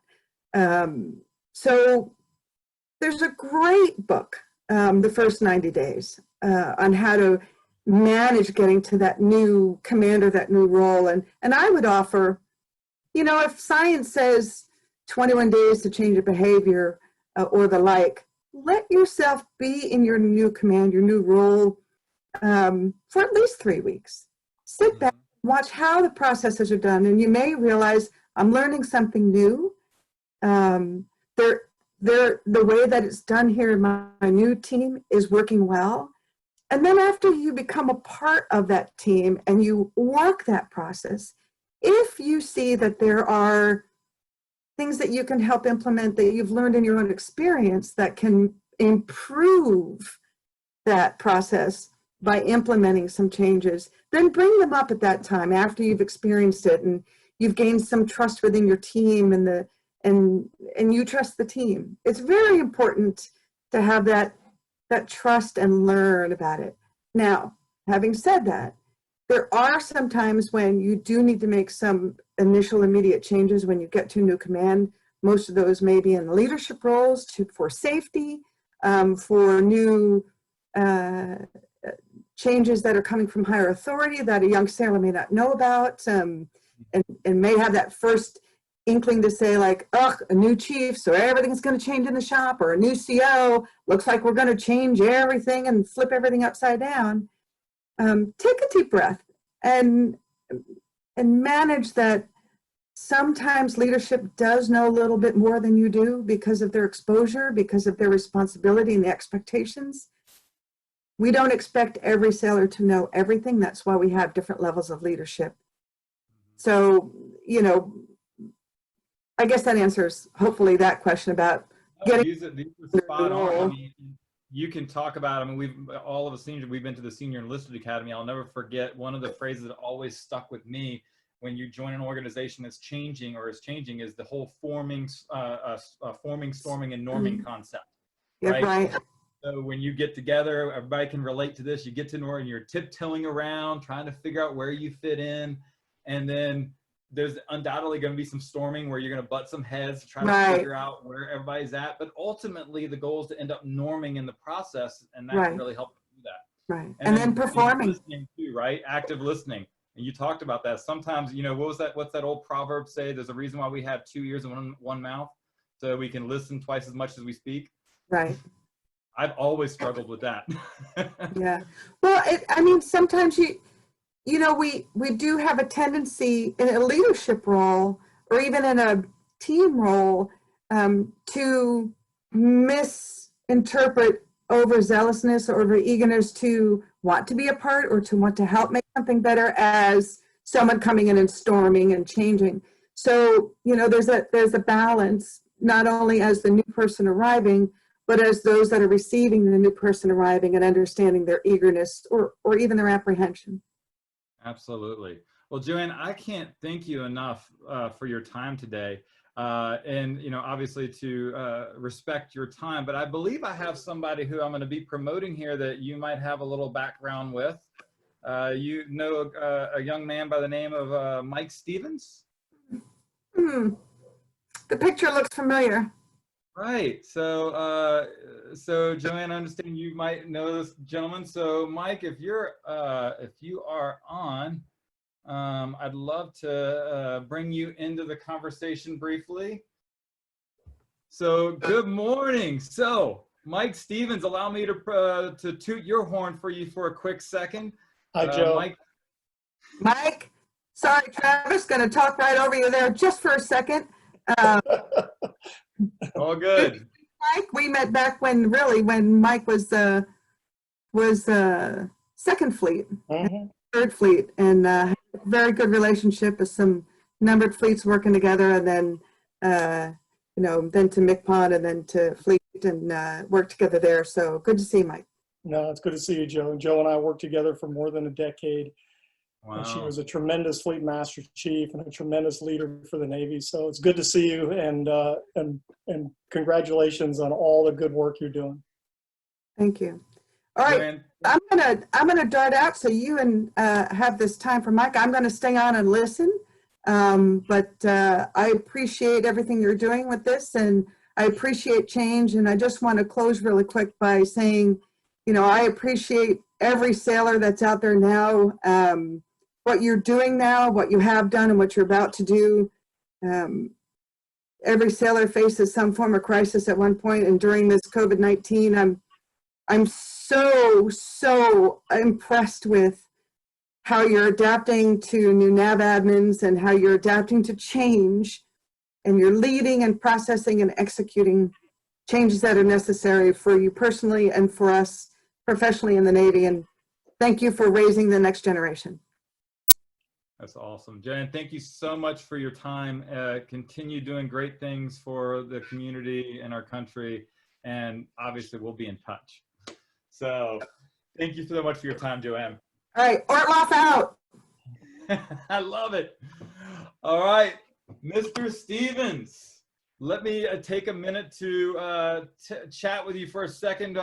Make sure everybody knows we have, for the record, we have actively almost 300 people watching us now from around the globe, and more might be watching otherwise. And so first off, so anybody who doesn't know, obviously the first few people are obviously Navy centric, because that's of course near and dear to my heart. You're going to see that we're going to change pace here this afternoon, but Mike was our 13th Master Chief Petty Officer of the Navy. I'm going to have to ask you, like, how did you feel about being the 13th one? And now is currently the Executive Director of our Navy League. And what I'm super excited about, Mike, is you are literally the first enlisted man to hold that position. So thank you for your time, Mike. Good morning. Hey, good morning, Travis. So, Mike, with everything you're doing, again, taking time out of your day, I know you're a busy person. With regards to your time in the military, I got to tell a quick story because, you know, although I remember when I first reached out to you, I'm like, I know you don't remember me, but, you know, I was in my CMC school when you came and spoke to us. And this is going to be a great segue story because you know, well, actually, let me stop with it a second because I got to stick to my tradition, okay? So you probably picked up, I'm going to ask you an interesting question to kick things off. So if you were a tree, what kind of tree would you be and why? Oh, let's see. I think I'd be an apple tree. Okay. I hope to be someone that bears good fruit. I love it. I love it. And just so you know, ladies and gentlemen, I do not prep these guys for their answers. So that's a great off the cuff answer. So back to my story. So as I was in class, we were going through, and it is a great kind of segue from the theme, what we were just talking to Joanne about, and that is managing change. And while I was in there, you came to speak to us literally the day before. You made a huge announcement to the Navy. Now, I don't want to take up your time going in and reliving that time, but I want to make a point that you made a decision that was popular with some, not popular with others, but you had to make that unpopular decision, and that was sundowning a lot of the tradition, as we call it, from our chief petty officers. And to give a little backstory, you know, we've had it in called many different things through the years, but initiation, when you make chief, it's one of the biggest transitions you'll make in your naval career. And in the old days, there was a lot of hazing involved. We've been slowly but surely transitioning it. And I remember being in my class going, wow, like I got to hear directly from you the mindset of what goes behind it. And it goes back to what I mentioned before. You know, there's three sides to every story: his side, her side, somewhere in the middle is the truth. We got to hear the truth directly from you. So long story leading into that, of course, kind of all hell broke loose the next day when you released it. So my question is, how did you handle it that time that you had to make that unpopular decision at the time, but in my opinion, the right one at the time? Sure, and Travis, we spoke a little bit about this a week ago. There's more to this than we have time to discuss, and I really want to. Exactly. really I'm not want to looking get for a long into- thing. It's kind of a short thing that you can get to it. And then I'm going to turn it over to you anyways. Sure. No, and I'd like to get to the topic that I'd like to share with the group. But before we get started, I do want to say thanks to all the sailors, and I suspect there'll be some folks that are not in the Navy that are on this I'll call it a simulcast or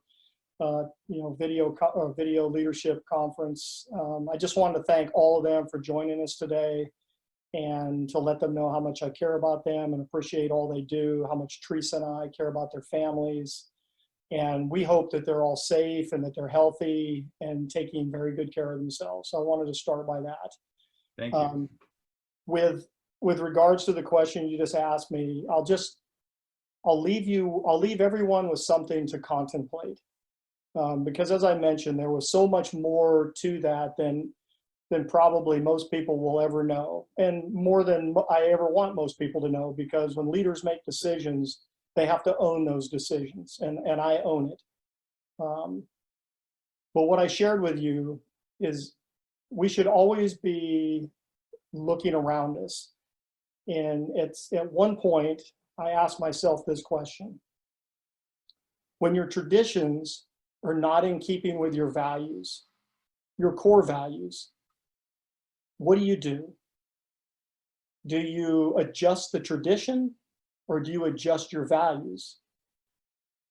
And in that case, even though I would submit to everyone that the vast majority of the things that we were doing were good. They were developing sailors into becoming good chief petty officers and leaders and all the things that you want that season to do. But there were also some things that we were doing that weren't good. And I felt those things were, not only I, but others, many others felt that those things were not in keeping with our tradition, our values. And so the decision was, do you change the value? Do you change the tradition? And that's when the decision was made that we have to make some adjustments to what we were currently doing. And part of that was just simply getting away from the stigma that had become associated with the words initiation and tradition and so on and so forth. And later down the road, once those stigmas were removed, you could always change those names back to whatever you wanted. But we went to a program, as people know, is called CPO 365. And truth be told, a lot of chiefs messes were already doing that. It was a little bit of plagiarism, to be honest with you. Because I remember going out to Bahrain, and I think it was, it was late 2012. I went out to Bahrain. No, I take that back, because I was still a fleet master chief. I'm sorry. So it was actually 2010. And I went out to Bahrain because we were working on the CPO 365 concept before I became the MCPON under Rick West's watch. And they had a guide on out there in their CPO mess in the corner, and it said CPO 365 on it. And then I asked the command master chief, what was that about? And he said, well, we believe that leaders aren't developed in 6 weeks. We believe it's a year-round process. So we have this thing that we do, right? And we talked through it, and I said, wow, that's crazy, because we're actually talking about that right now. We don't have a name for it, but how do we develop leaders year-round, vice, this short period of time where we try to inject it all at once? And so I got back on the plane, and on my way back, I wrote a sketch, essentially, of CPO 365. And MCPON West, and at the time, MCPON Benning and I, a few others got together, and we started talking about it. But change of that magnitude isn't something that you can do overnight. But if you remember, CPO 365 actually started under MCPON West watch, but it was CPO 365/induction. Right. So this wasn't just yanking the Band-Aid off. This was an incremental step, an evolutionary step to get where we ended up being. But anyways, just to recap, that was the genesis behind it. Is when your traditions are not in keeping with your values, you have to make a decision. And we believe that the core values of honor, courage, and commitment are good values. They're sound values, and there's lots behind it. And there were some things that were going on at that time that weren't in keeping with those values. And so look at the chief petty officers we're producing today. They're I the know. best. They're the best in the history of the Navy, as it should be. And those chief petty officers should be using what they're learning to develop the next generation of chief petty officer. And I'm convinced that the Navy has always gotten better, will always continue to get better. And the young men and women that are raising their right hand, signing up to serve today, are bar none the best citizens that our country has, and they're producing the best sailors that we've ever had. Absolutely, man. Well, Mike, I couldn't agree with you more. And what you just said hit it right on the head. Sometimes in any organization, you have to shrink to grow. And look where we're at today. It's just grown to an amazing process. And making that unpopular decision had to realize, people have realized that, holy crap, maybe he knew what he was doing there. So that's great. So thanks for doing that and being our leader through that time. So that being said, I don't want to take anything else away from you, Mike. I know you have a great topic that you want to talk to. Specifically, this is about leading yourself, and that can be a challenge all its own. So what I'd like to do now is we're going to shift gears a little bit for everybody who's watching. You're gonna have to stop staring at my ugly mug, and I'm going to turn the table over to Mike. He has kind of his own thing that he wants to talk through. Mike, I will be listening in. So when I see you kind of coming to an end, we're going to try to carve out a little time at the end to answer any questions that come through, and then we'll go from there. How's that sound? That sounds great. Thanks, Travis. Awesome. Without further ado, our 13th Master Chief Petty Officer of the Navy, Mike Stevens. All right. Well, once again, good morning or good afternoon to everyone, depending on what coast you're on, or who knows what part of the planet that you're on. What I'd like to talk to everybody about today is a subject that I call leading yourself. Now, I would also say that, I've been out of the Navy almost 4 years now, and I have been fortunate enough to learn to learn a lot more about leadership as I've worked in the private sector. After I got out, I was the chief operating officer for a small company, and then later on became the chief executive officer. Had the responsibility of P&L statement. It's a statement where you have your projected gains and losses, and you're building out budgets for organizations and working through civilian HR. You have shareholders that you have to generate revenues for. Bonuses for employees, salaries for employees, all those things they're challenging, and I will say that the Navy was challenging when I was in, but for a different reason. So to all of our folks that are leading in the private sector and doing right by your people and leading good organizations, my hat's off to you, because I've learned in the 4 years that I've been out that that's no easy task. And I've learned a lot about leadership in a different sort of way since I've been in the private sector. But back to what I wanted to talk to everybody about, it's leading yourself. So when I talk to people about this, I kind of start off by saying, until you can lead yourself, you will never be able to effectively lead others. Think about that for a second. As a leader, you're out there, you're supposed to be influencing, you're supposed to be guiding, directing people to carry out their assigned tasks, to handle life's problems, to deal with challenging situations, to be good critical thinkers. But if you're not leading yourself, if you're not the person that you want them to be, how influential are you? And you heard, both Mick Pond Smith and Joanne Orloff, talk about influence. And I think Dave Deary said it right off the bat when he said, John Maxwell's definition of leadership is one's ability to influence others. So how do we expect as leaders to influence others when we're not truly leading ourselves? So what does that mean to lead ourselves? I break it down in some different categories.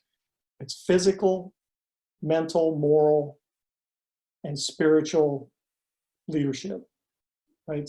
So let's talk a little bit about the physical aspect of leadership first.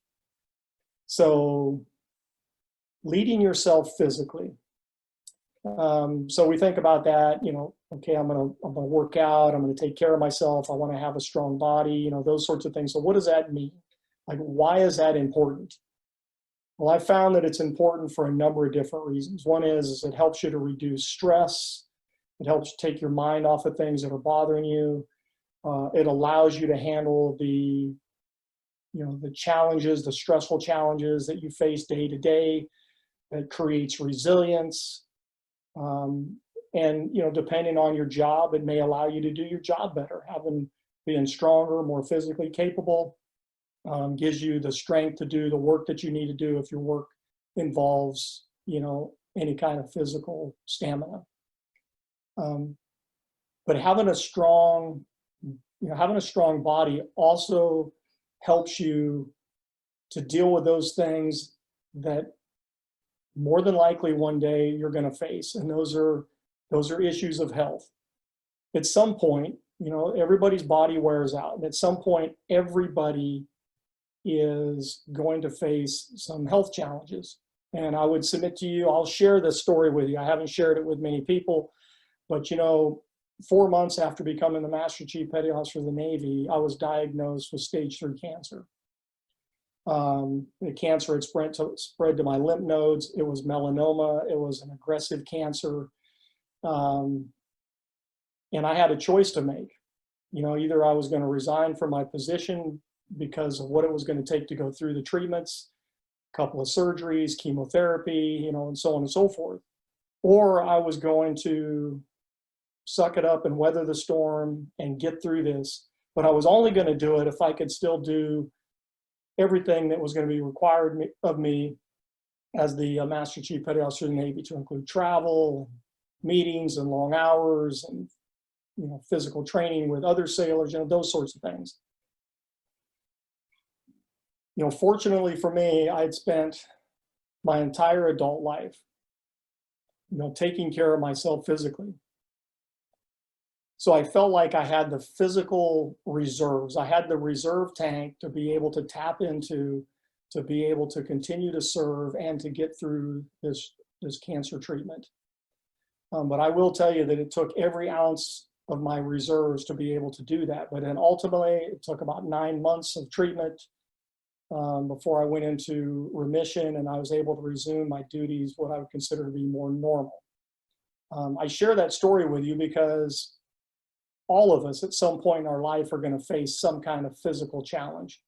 We're going to face some kind of psychological challenge. We're going to face something that's going to require us to dig deep into our physical being, and having the physical stamina to be able to do that is very, very important.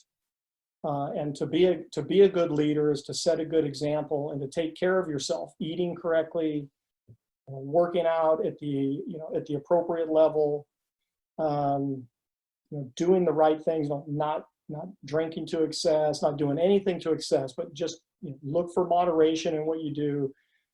Again, work out consistently and take care of yourself is important, because one is it allows you to take care of yourself, but it also sets a good example for those around you. So I'll move on to the next one. So that, you know, physical, then there's the mental aspect of leading yourself. So the mental aspect, and I'll share with you some examples of things that I think are important. At least they were important to me, and maybe they'll be important to you. So the mental aspect is maintaining a sharp mind. Sometimes it's easy to kind of get caught in a routine or a rut, and you know, we're not going to school. If we're not going to school, to not really continue to develop your mind. One of the things probably 25 years ago that I made the decision to do was embark on a professional reading program. So every day, you know, well, let me be honest, probably 98% of the time, every day, I open up a book and turn the pages and I read, and I try to read things I think are relevant, at least to me. I like focusing on self-help books. I like leadership books. You know, other people do like fiction, those sorts of things, and that's fine. The important thing is that you're exercising your mind academically. And then also I like to do a lot of personal writing. So when I read something, I like to think about it philosophically, and I like to for me, it helps to write it out, to have a conversation with myself that I can then turn around and share with others. And then it's also taking, doesn't have to be, formal education in the sense that you're trying to get, trying to complete a course or get a grade for school, but, taking online instruction, finding something that's going to interest you and then involving yourself in it, and maybe coordinating with other people. But constantly, reading the news, listening to the news, reading books, taking classes, constantly exercising your mind, because that's going to keep you sharp. It's going to allow you to have good conversations, as I mentioned earlier, to be a good critical thinker and a problem solver. Right? You want to be someone who can solve problems. Set a good example, not only to yourself, but others around you. So there's the physical, the mental, then there's the moral aspect of it. To me, the moral aspect of it is just doing the right thing. And we've all heard this before, right? Not just doing the right thing when people are watching you, but doing the right thing all the time, right?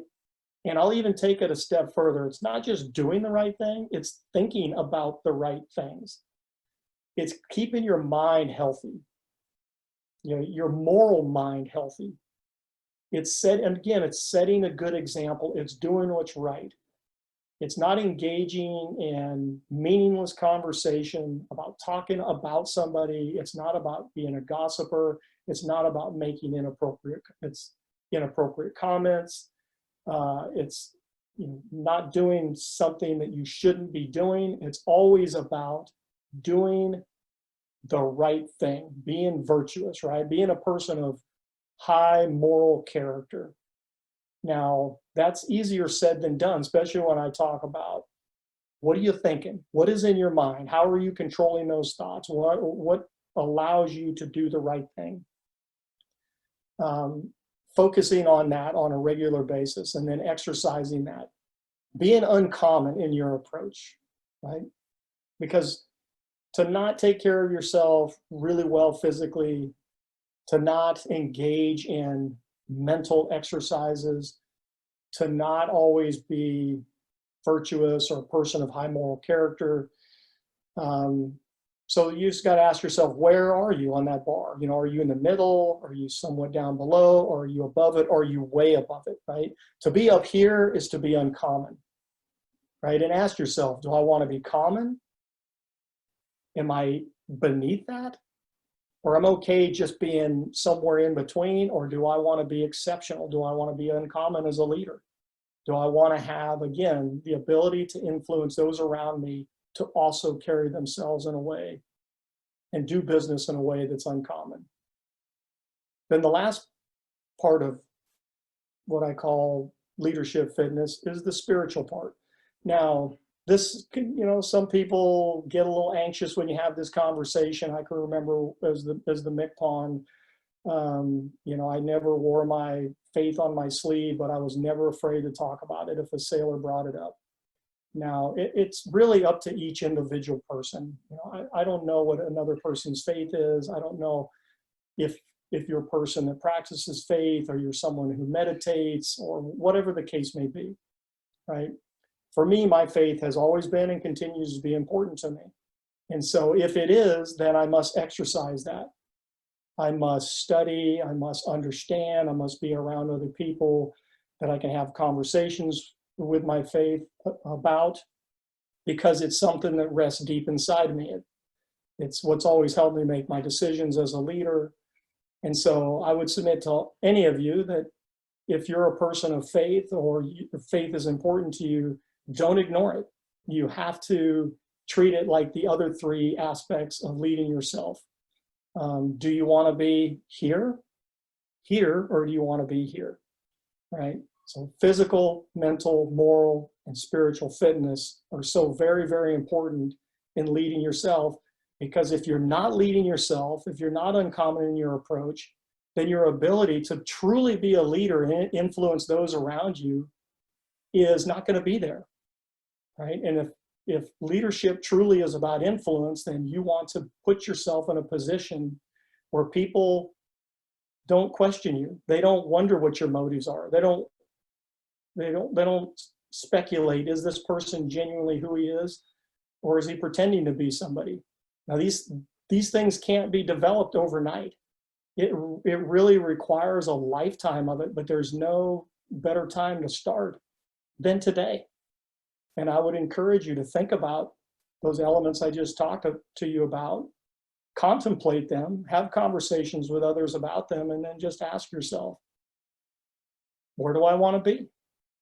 Here, here, or here?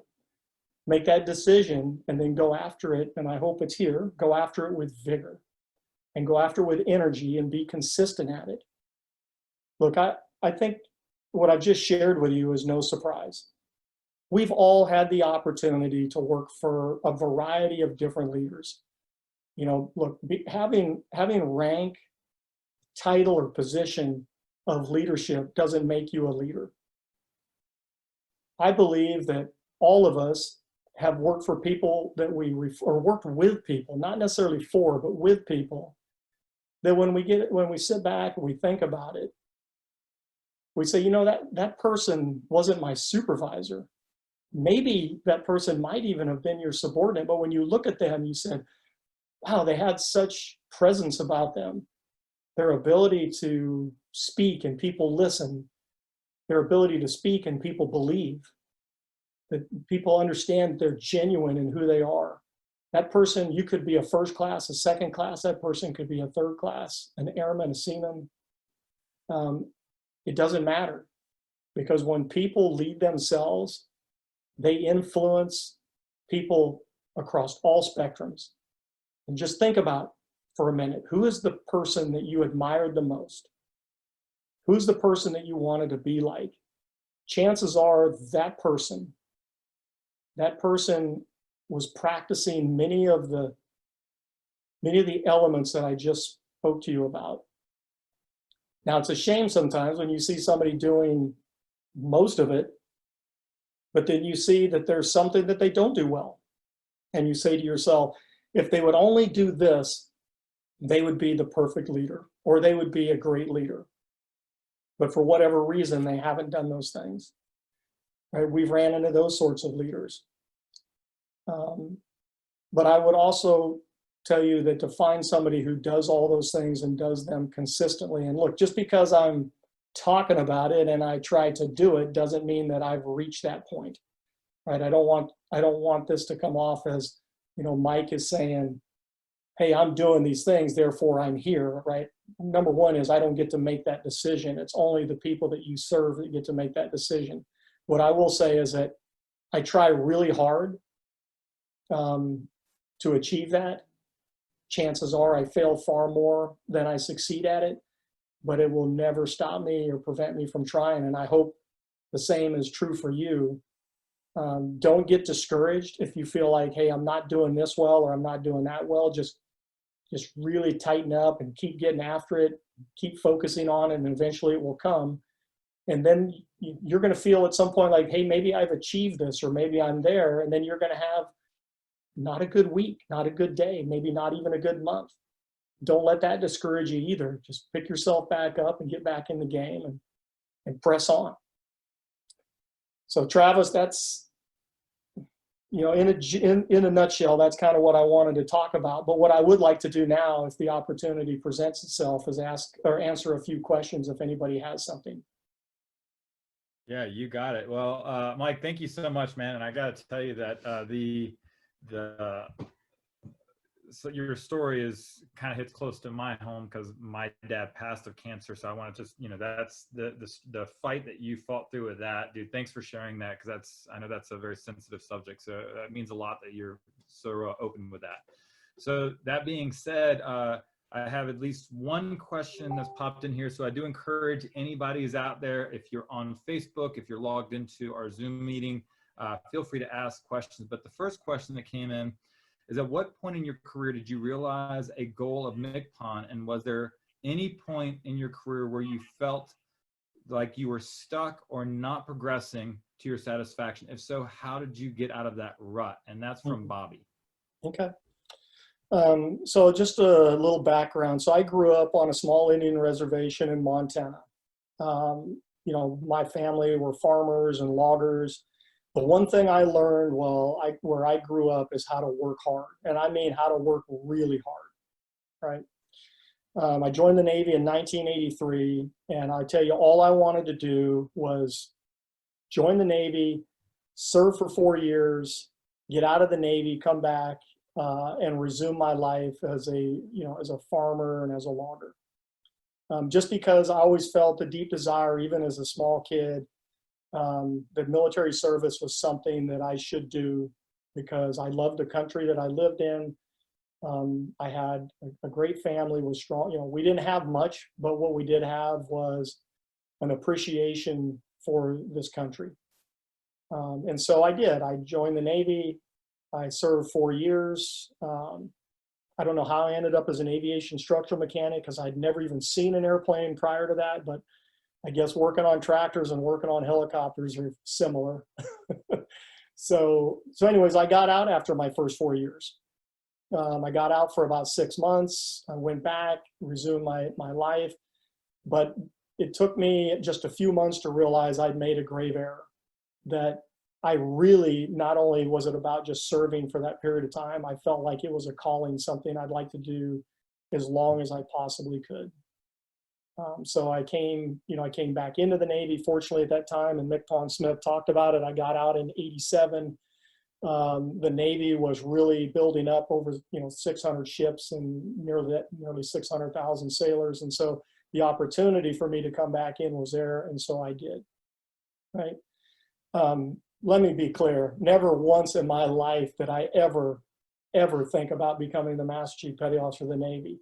I could remember making first class. I was like, woohoo, now I can do 20 years. That was like a big goal of mine, to be able to get enough, to be able to become a first class, get past the whole high year tenure thing, and at least be able to do 20 years and possibly retire, right? The other thing that I've learned is nobody, and I repeat, nobody can plan for it, right? There's too many things that are not within your control. All you can plan for is to work hard, stay out of trouble, be a good and decent person every single day, do right by your shipmates, and many of those chips will fall where they may. You can't control always where you get orders to. You can't control who you work for. You can't control who works for you. You can only control your environment, right? Do the very best you can, right? And sometimes it's going to work out to your benefit, and sometimes it's going to be more challenging, right? But the grass will always be as green as you want it to be. So number one is never deserved it, never expected it, still don't feel like I ever deserved it. I was just fortunate. I would even say I was blessed to have the opportunity to work for the right people at the right time, right? To have a boss that had bosses that had a lot of faith in me, positioned me correctly, and eventually one day, actually, Teresa and I were actually getting ready to retire. Speaking of Teresa, hold on, Travis. Teresa doesn't know I'm here. She brought me in a sandwich. Thank you, Teresa. Okay, thank you, honey. So back where I was at. So Teresa and I were getting ready to retire. I had 29 years in. I was serving as the Fleet Master Chief of Fleet Forces Command. I really didn't see, this coming, and all of a sudden Mick Pawn West puts in his retirement papers. I guess I should have been thinking that he was close to 4 years at the time, which I wasn't. And, Admiral Harvey approached me and said, hey, I'd like to put you in for Mick Pawn. What do you think? And I said, well, I think Teresa and I sold our house. We've got an RV. We've got a truck. We're getting ready to go, travel the world, right? And he says, well, that's not what I'm asking you. What do you think? And I said, I think it'd be an honor to have the opportunity and a relief not to, right? Because I was under no illusion. I saw what Mick Pawn West went through, and I saw the strain and the stress and the challenges of the job. But ultimately, if a 4-star admiral says, hey, I'm putting you in for something, you go back and talk to your wife and you make preparations because you're going to serve, if the opportunity happens, right? Because there's so many tremendous people out there and all the talent is also, had their bosses had put their applications in for them as well. So I guess, in the end, it worked out okay for me, and I had the opportunity to serve as a 13th Master Petty Officer of the Navy. But I say this with all sincerity, never one day that I ever felt like I deserved it. I mean, I've served around some tremendous people, much more capable than me. I went to every, as the MCPON, I went to Dover to participate in the distinguished transfer of remains of every sailor that came back from overseas. And I met with their families, and I often said to myself, no, those are the people that deserve it, right? Because they made the true sacrifice. Mm-hmm. And so when you know that when you're supposed to represent the entire enlisted force for people like that, right? That's a tall order. So all you can do is do your best. But never thought I deserve it. I wouldn't say that I ever felt like I was stuck somewhere in my career. Not because of anything I did. I mean, opportunities presented themselves, and I just did my best to seize the opportunity and do everything I could. There were times when I got orders or I went to places that I thought, oh, this will probably be it for me, but one thing led to another, and I just stayed positive and focused, and it worked itself out in the end. I'm not sure if anything I just said makes sense, but I wanted to share it with you.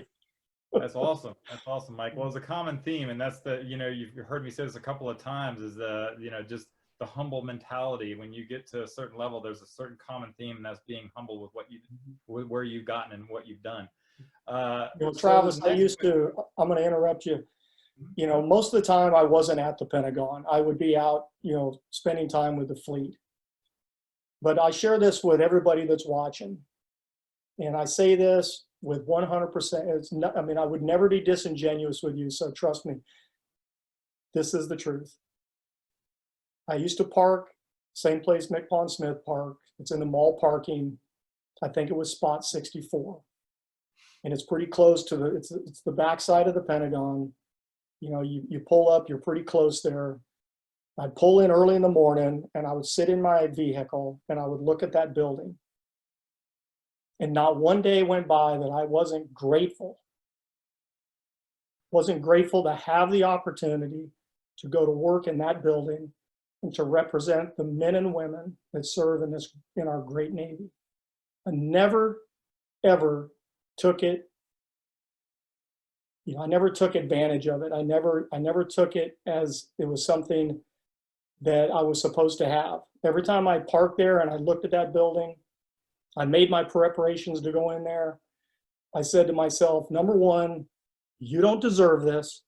Number two, you've been afforded the opportunity. And number three, darn it, you better make the best of that opportunity. And that was the mentality. I went in there every single day for 4 years. That's awesome. That's awesome, Mike. Well, I think, again, everything that you're offering, I think resonates with, the true leader that you've been in our military. So I want to throw in a question here from somebody you might know as well, Mr. Scott Benning. Oh, yes. We'll have the pleasure of hearing from tomorrow. He wants to ask about, this is your current role as the director of the Navy League, what is the status of the virtual Air and Sea Space Symposium that your team is hosting? And I mean, you talked about that briefly, so I think this people who follow it, it's a good way to get that out and how you're adapting to the current environment. Look, one thing I like about working in a 501c3, I don't say for-profit or nonprofit because there's no such thing. They're both businesses.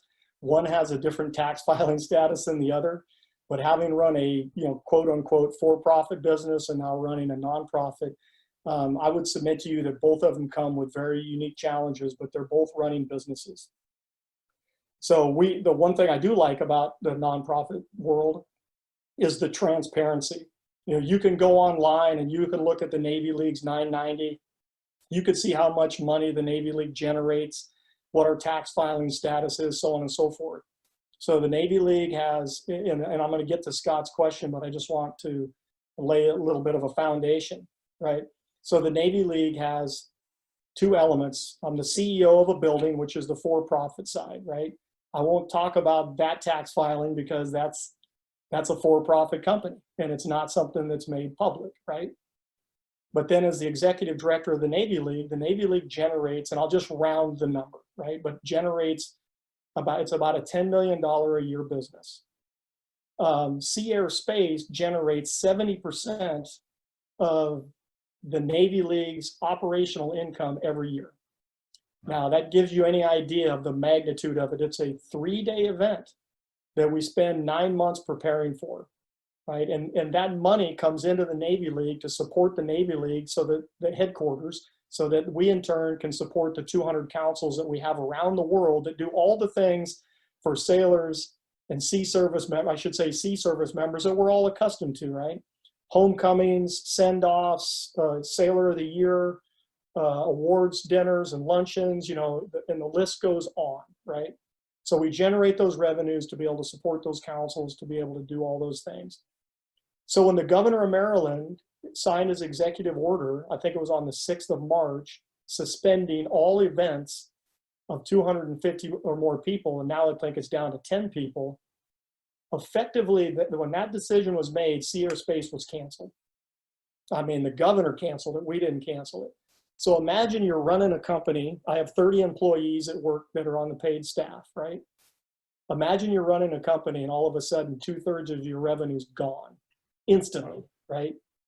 So I won't bore everybody with how we had to, in 5 days, create an entirely new business plan, put together an entirely new budget, rewrite our entire strategic, operating guidance for the remainder of the year. I mean, all that happened instantaneously. And there's no one person that can do that, right? So this is bringing the collective together, using the brain power, the manpower, the synergy of the entire organization to put together this plan and make it happen, right? So one of the things that we wanted to do was, a big part of the Navy League's mission is education, right? Advocacy, education, and support of sea service members and their family. So we had lined up these amazing speakers. We had over 21 panels that were going to happen with multiple speakers, flag and general officers, senior civilians, CEO of industry. I mean, we had all these topics. I kid you not, it was the best lineup of speakers in the history of the Navy League Sea Air Space Expo. We were super excited about it. Every one of our service chiefs were going to be there speaking. Many of our secretaries, CEO of Fortune 500 companies were going to be there. And so we lost it, boom, just like that. Wow. So one of, my communications director, her name's Danielle, she comes to me and she says, Mike, how can we repurpose some of these speakers? How can we, get them out there? So we already had a relationship with Channel 8 News. It's actually Channel 7, Channel 8. And Francis Rose, who is their, he's their host, if you will. He's got a show called Government Matters. And we had already established a small relationship with them. I go on there and talk about Navy League issues from time to time. So working with his team, working with our team, and using technology, we were able to put together what we call virtual Sea Air Space. Now, mind you, it's not all the speakers, but it's a good sampling of the speakers. And so starting, I think it's next Monday, the 13th, I'd have it written down on some notes. We're going to air those programs.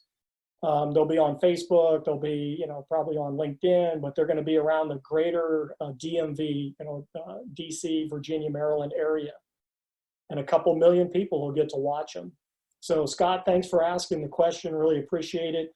But that's what we've been able to do. And, this is just one, it's a small piece of hundreds of other things that our team has done, because we encourage a flat organization where everybody has a vote. We really encourage innovation and thinking out of the box, and there's nobody's idea doesn't get looked at and reviewed. And this is one of dozens of examples of things that our team has done to continue to make the Navy League relevant, to keep the business up and running. And oh, by the way, the thing I'm most proud about is that through this process, we didn't lay off a single employee. So, that's not easy in this environment, as everyone knows. If you're in the private sector, most companies are taking some kind of hit, especially companies that do things like we're doing, where we have this big exposition that we put on. But thanks to a terrific board that we have, great employees, and then just bringing all that together and figuring ways through this, we were able to accomplish that. You know, I'm talking about the Navy League, but I hope people are relating this to things that they're doing in their life, right? And other businesses. It's so fast. It's fast. It's dynamic. It's exciting. It's dangerous. It's, you know, it's all these things at one time. But you have to be able to kind of gather yourself. You have to be able to influence your people. You have to set the conditions and maintain the conditions and provide the opportunity for people to have a voice and be successful, right? And so we really feel good about our team. There's really, you know, everybody understands the pecking order, right? There's that. But nobody feels like they're not valued. Nobody feels like they don't have a voice. Everybody feels like they can be a part of the solution, whatever that problem is. And what I've seen is there's been no problem that the team hasn't been able to solve. And unfortunately, I've watched other organizations that may not operate that way. They've struggled significantly because they're not making holistic decisions. They're making decisions that are kind of in this, you know, in this leadership box, if you will, instead of bringing in all the talent around them. So Right. we've been able to do well, but we look forward to this virtual Sea Air Space coming up next week. Sounds like great minds think alike. That's why we're doing our virtual summit here, right? That's Yeah. fantastic. So, Mike, I'm going to toss in a question. I have a couple more questions I want to get to, but I think this is an important facet that I want to pay attention to since we have kind of a myriad of people watching you today. It's not just Navy folks. We have, you know, so people are in the corporate world. We have people from other services. So you've literally led at the highest level in our military, and now you're leading at the highest level of the civilian sector. What has been your biggest transition? We talked briefly about this last week. What has been your biggest transition leading a military organization versus leading a civilian organization? Right, so I'll say it again. You've heard this, so people might understand, hey, maybe I need to pay attention to this, right? Right, it really is about influence.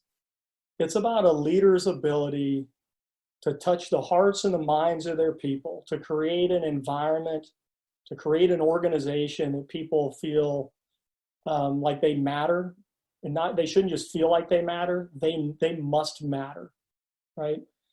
So 95% of everything I learned during my time in uniform, it transfers over to the private sector. Leadership really is leadership, right? It's the ability to influence others. It's all the things that we've heard, right? How you treat people, how you talk to people, how you when I say care for people, that doesn't always mean that you're doing things for them, right? It means that you're leading them in a way that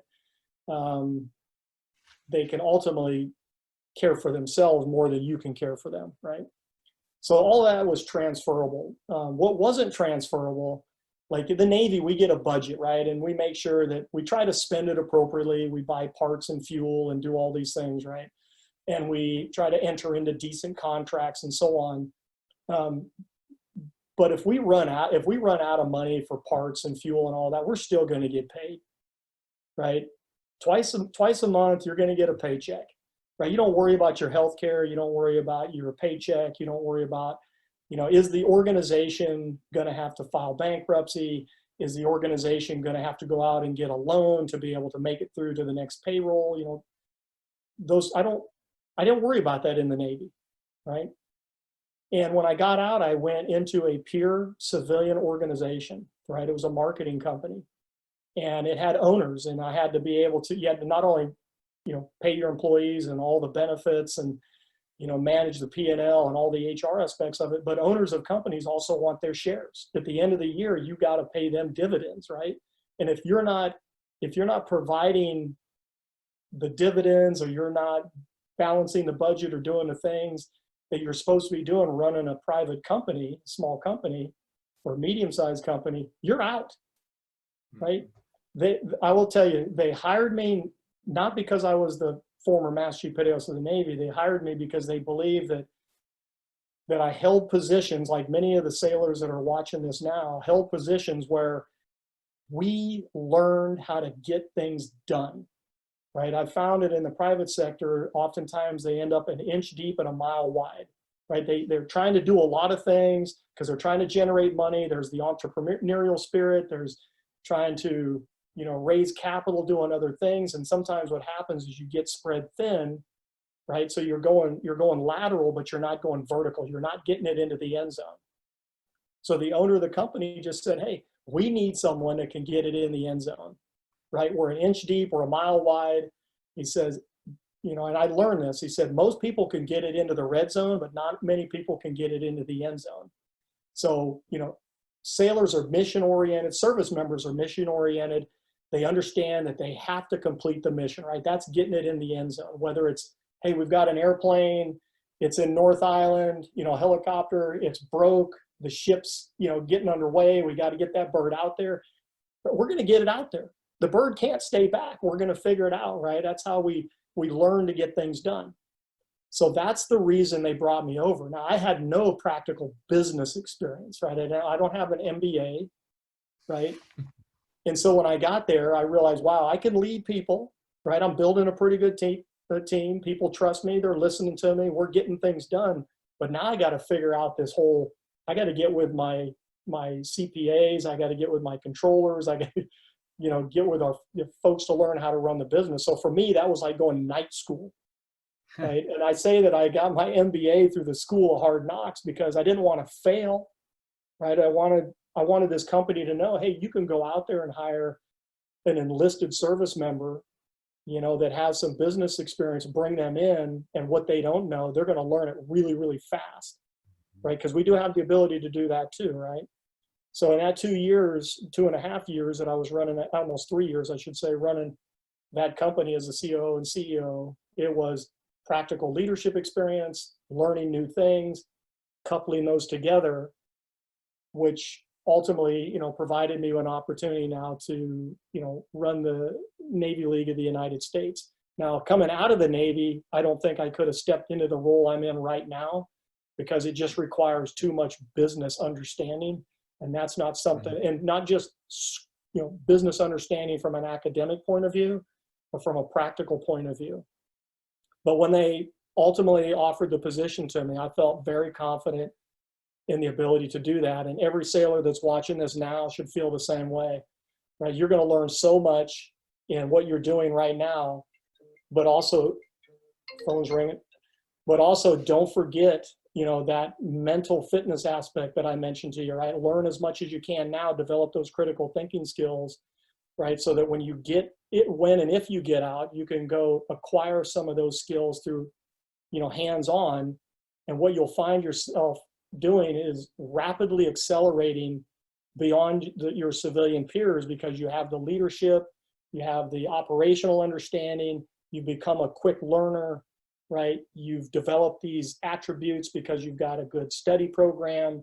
You're going to couple those together, you know, and within weeks or months, you're going to find yourself like up here, right? And Travis, there was a master chief out in San Diego when I was at this company that said, Mike, you know, I'm getting ready to retire. What should I do? And I said, hey, listen, you're a command master chief. You're an HR professional. Get your SHRM certification, right, which is what they want in the private sector. Get a job. I don't care if it's $60,000 a year as a master chief. That's not beneath you. Just get your foot in the door, right? And I guarantee you in 6 months, you'll be making six figures, right? And he did.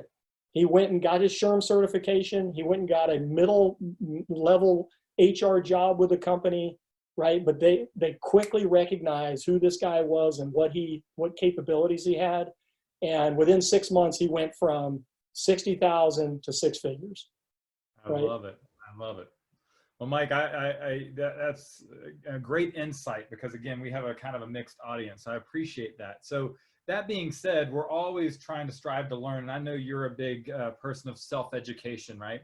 So a question that we've been asked a couple of times, the one from our live audience is Jason Dupree. What's up, Jason? He asked, being an avid reader, and another person asked, so I'm kind of combining this question with a couple other people. What is your #1 book that you would recommend for leadership? So I'm glad the question was asked because I was going to bring it up anyways, right? So I actually pulled them, you know, my bookshelf is over here, but I pulled a couple books off. So Scott and I are both readers. Scott Benning, who I think is still there, we're both avid readers, and he's also a fan of John Maxwell. So I'm going to hold this book up right here. Right. I don't know. Can you see can you read it? Irrefutable Laws of Leadership. Right. So John Maxwell, 21 Irrefutable Laws of Leadership, in my opinion, is one of the best leadership books, all around leadership books ever written. Right. There's only one. I'm going to hold up another book here. I think is the only book that can hold a candle to this book. Now, John Maxwell has a lot of books out there, and I've read most of them. Right. But I would submit to you that they're all kind of a spin off of this. Right. Like he'll take a section of this book and he'll write a whole nother book. Right. And so, look, John Maxwell, I don't work for John Maxwell. Right. He's not paying me to put this up there. But there's not a person that's watching right now that if they get this book and they read this book will not be better off for having had the experience. I promise you that. And then the other book I only brought up to Travis. So this one's a classic, right? So this is Dale Carnegie, How to Win Friends and Influence People, right? When you talk about just learning how to be a good and decent person, how to work well with other people, how to influence people. I mean, Dale Carnegie was born in the 1800s and this book was written, I think, in the 30s, right? But it's timeless. Like you can read this book and think it was written yesterday. The insight that he had, you know, back when he wrote this book. So these two books right here. Yeah, and I got to tell you that Dale Carnegie book, I'm sure you know that they actually have updated that and they said how to win friends and influence people in the digital age. Right. So they have done a refresh on it, which is really cool when you can take those perspectives, like you said, so long ago and apply them to today's world because it really hasn't changed. So I've had this book right here for about 15 years. Wow. And the one thing I do is I reread it every year. Right. Not because I can't remember what's in it, but because I feel that it's that important to refresh myself, because what this book really talks about is how to treat people. I love it. How to communicate with people. Right. And really talks about, you know, Dale Carnegie drives it home. Is there, you know, there's that saying, we've probably all heard it before, people don't care how much you know until they know how much you care. Right. And, you know, people are not so much interested in you as they are interested in what is it that you can talk to me about that will help me, right? And he really drives that home, and learning how to communicate with your people in a way that they benefit from it, right? Doesn't make me feel good that I'm talking to you about me, right? If you're going to talk about yourself, tell a story, right? Give them something that they can relate to, right? Oh, so this happened to you, right? But ultimately, whatever you're talking to them about needs to connect to them. Right. Otherwise, you're just promoting yourself. And if I've done any of that today, I apologize. That's not my intent. Not at all. Not at all, Mike. And that's why it's like I appreciate your leadership, because like you said, it's about influencing others. And when you look at these books, like for me, just so you know, I have to listen to books because I have an attention span of a gnat sometimes. So if I start reading, I'll fall asleep. But if I'm out actively running or something like that, listening to books is another way to bring in that knowledge. So, man, Mike, thanks so much for your time today. And so I'll have one last question for you that I want to throw out there is, what is your next goal in life? You've already had some pretty amazing milestones met, and we all know that life is sometimes about having those short-term, mid-term, and long-term goals. And as you already mentioned, you never had MCPON as your goal, but you obviously surpassed your goal. So do you have a next goal? Yeah, it's so funny you asked that question. So this morning I got up and put my earphones in, right? My earpods. I'm going to bring in our next speaker while you're answering, if that's okay. I, put my earpods in, and I was just listening to some light music, and I was walking, and I was actually asking myself that question. You know, I mean, I've been with the Navy League for about 14, 15 months now. I'm in no hurry to leave the Navy League. I enjoy what I'm doing. It's a noble mission. But, you know, at some point, I'll probably have to make a change. So I'm thinking through that right now, Travis. I don't know what that will be. If Teresa has her way, it'll be a Class A motorhome, and it'll be traveling the country for the next 10 years, you know. But I think she also knows that I'm somebody that wants to be involved in things. You know, being a part of something like the foundation, you know, the leadership foundation. I was really hoping and looking forward to going out and speaking with people face to face in May, but unfortunately we can't do that. So this is certainly the next best thing. So good on you for being innovative and putting this all together. But I really do enjoy speaking with people. I don't want to be presumptuous and think that what I have to say is all that important. I'm more interested when I talk with people when they have questions to be able to just have a conversation. That's the difficult thing about this, is it's not as conversational as you'd like to be. But I like to be engaged in conversation to provoke thought and, you know, almost philosophical in nature. When you're doing this, it's more, this is my thoughts, take them or leave them, right? I like it to be more of a back and forth. So maybe I'll get involved in doing things like that just to stay busy and to be active, but we'll see. We'll see what happens. But hey, I know we got to go. The next speaker's lining up, and I just want to say thank you for the opportunity. And once again, to everybody watching, my thoughts and prayers are with you. Please stay safe, and thank you for your service to our nation. And if you're not serving in uniform, thank you for being a great citizen and serving our country, because both of them come with their challenges. Trust me, I've learned that over the last 4 years. So take care of yourself. And if David Derry is watching, I wanted to also thank David for the opportunity. He's been a good friend for a long time, and I have a tremendous amount of respect for him. And I thank both of you for giving back, you know, in the private sector as well as you did while you were in uniform. So good luck to everybody, and thank you for your time. Mike, thank you so much, man. I really appreciate you. And you always have a spot here with our foundation. If you ever need to get off your chest and speak a little bit, just let us know, and we'll give you whatever microphone we have. Okay. Yeah, and hey, look, you got some great speakers lined up here. I mean, I know many of them, and the ones I don't know, I've read up and had a chance to meet them yesterday. And man, what an all-star lineup! The folks that are able to, you know, come in on this Zoom cast or whatever we're calling it. Right. Really fortunate to be able to listen to some of these folks. So I just want to also say thanks to them for joining, and all the best to all the speakers as well. Thank you, Travis. Absolutely. Thanks for your time, Mike. I appreciate it. Have a great day. I really appreciate it. Mr. Dave Braun. All right. I appreciate your time, my man. So to give everybody a little history before I turn things over to Dave, there's a great organization that if you've not heard of, it's through Syracuse University, called the Institute for Veterans and Military Families. They provide resources and education for aspiring veteran entrepreneurs. And I had the pleasure a couple of years ago when I first found out about this organization, and we can do more plugs because I have a few other people that are also affiliated in our panel. But I got the pleasure of meeting Dave and his partner, Larry Broughton. And they, you know, you always say that when you come across people that have stood out in your mind as been so influential in your change and your growing, Dave and Larry have been very much that in my business. So what I'm going to offer to everybody listening, just so you know, Dave is the CEO of Pro Website Creators.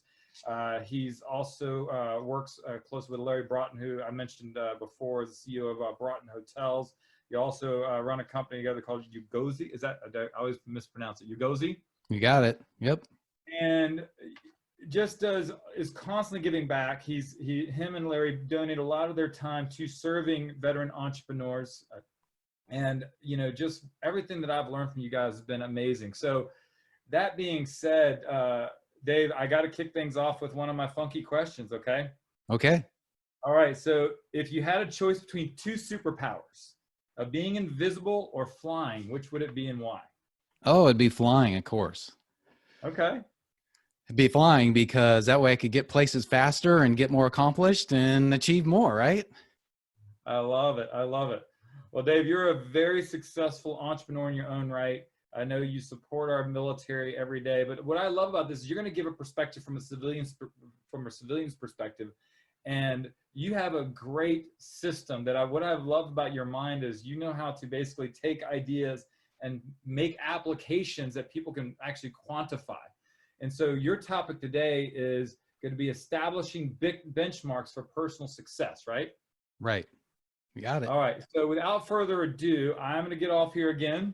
I'm going to turn the floor over to you. And I do hope that everybody's truly listening, because what I've seen, what you've come up with, Dave, and it really allows you to quantify a lot of this stuff that we talk about with leadership is a lot like, it's philosophical, it's conceptual, sometimes really hard to put your finger on it, right? That's right. And you have pretty amazing about doing just that. So thank you for your time today, Dave. I'm going to jump off here, man, and the floor is yours. Again, everybody, feel free to ask questions on the Q&A section on Facebook. At the end of this, we'll try to carve out a few minutes to answer some questions live. And if not, Dave, if you could just jump on Facebook and try to answer some questions on your own, okay? Sure. And I'm going to share my screen. So before you go, Travis, I want to make sure that you see it, okay? Okay. Let's me do that. All right. Do you see it? Yep, I do. It's all yours, brother. All right. Sounds good. Well, thank you, Travis and David, for having me on. It's an honor. I'm just so thrilled to be able to talk about some of the stuff that I've learned in my 30 plus years in the corporate world and getting close to 10 in the entrepreneurial world. And I'm just grateful to be able to share stuff. You know, one of the things that, Mike Stevens had said earlier about you really can't lead yourself until you lead others, or you really can't lead others until you lead yourself. That's the way it is. And so it's kind of like, to me, in a lot of ways, it's like when you are on a commercial airplane and there's some issue with the oxygen and they have the mask drop down, and then they tell you to put your mask on before you can help somebody else. So that's kind of what this particular presentation talks about, is leading yourself to get to a level of personal success so that then you can go on and get to significance and to help other people. Because it's hard to help other people unless you've got reserves. I think Mike talked a lot about that. So again, guys, thanks for being here. And all you military folks and civilian folks that are out there watching, listening, thanks for your time. And I really, really hope you get something out of this. And one of the things that when we talk to people, make sure that when you're listening to a presentation like for us, just write down 1, 2, or 3 things that really stand out to you. Because the last thing you want to do is attend an hour presentation or the half day today and a half day tomorrow and have a bunch of notes and never do anything. So really try to whittle it down, at the end of the day or at the end of every presentation of something that you can really take action on. All right, because there's so much good stuff here. I mean, just listening to Mike was like, wow, he reminded me of so many awesome things. So let's get going. All right, so we're going to take a little bit of a road trip here. So we're going to go from the Richard Nixon Library and Museum. You see San Diego on there, but the museum is in Yorba Linda, California, not too far from me. I've been there a couple of times. It's awesome. Say we're going to go to the George H.W. Bush Presidential Library over there in Texas.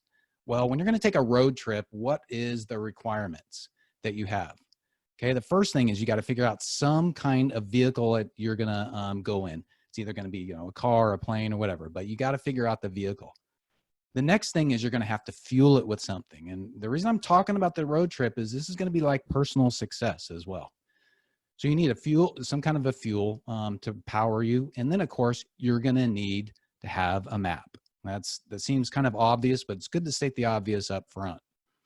Now, a map requirements are going to be, there are going to be 3 things here. You're going to need a starting point. We've seen that on this particular map. You're going to need to eventually have checkpoints along the way, but you're also going to need an ending point. Now, there is one big thing that you've got to remember here when it comes to charting out your road trip, and the points have got to be accurate. Because if the points aren't accurate, we're going to be in trouble. We won't get to where we want to go.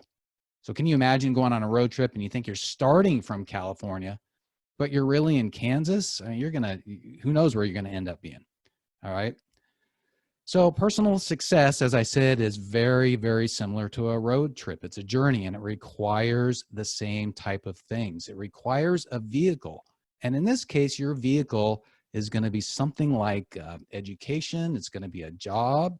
It's going to be a career, a franchise, investments, etc. Mike talked about one of the guys he was advising to take a lower level job in order to get to that six-figure job, and that's exactly what he did. That was his vehicle to get to where he wanted to go.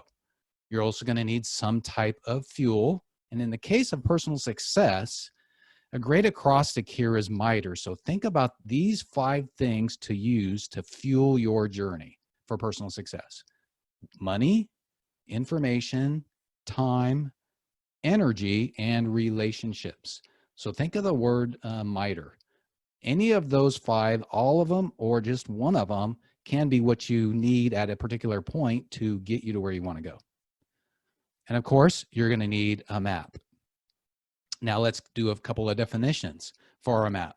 1 is our starting point. Where are we starting from? 2, checkpoints. How do we know we're still on the path? And we're going to talk a little bit more about checkpoints later, as well as both the starting and ending point and the ending point. Where are we going to?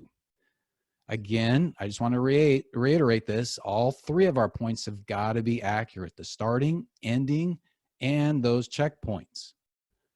So now you think about it, when you're going on a trip, road trip, or personal success trip, journey, what is the order that you got to establish these things in? Well, number 1 is think about the end point.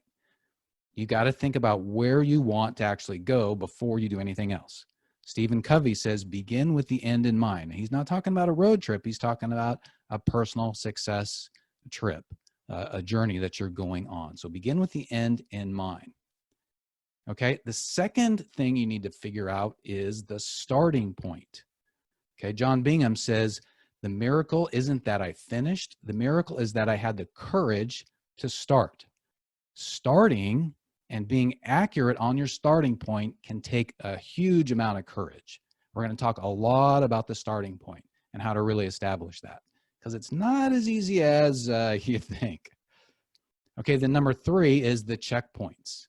A great quote that I found was, don't wait until you've reached your goal to be proud of yourself. Be proud of every step you take toward reaching your goal. Okay, so you can't figure out the checkpoints until you've got your ending and starting points. And this talks about enjoying the journey along the way. All right, so again, the ending point, that's easy to figure out. Starting point, like I talked about, is simple, but it's kind of hard to do. And checkpoints are unknown until you establish the first 3, or the first 2. So I've got a question for you. What does success mean to you? What does success mean to you? Because it's different at any particular point in your life or your journey. It's different for each person. So I'm going to give you about 60 seconds. Okay, I'm going to be silent for 60 seconds, and I want you to think about it. If you're driving or whatever, think about it. But if you have, pen and paper by you, write it down. What is it that mean? What does success mean to you? Got 60 seconds.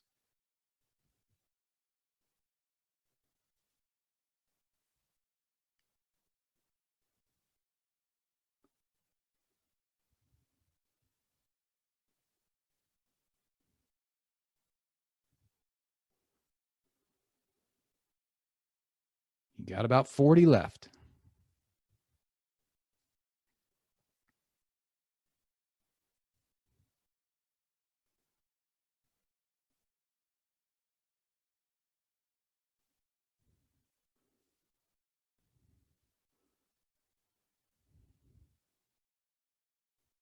"20 seconds. Keep writing. Just let your mind flow."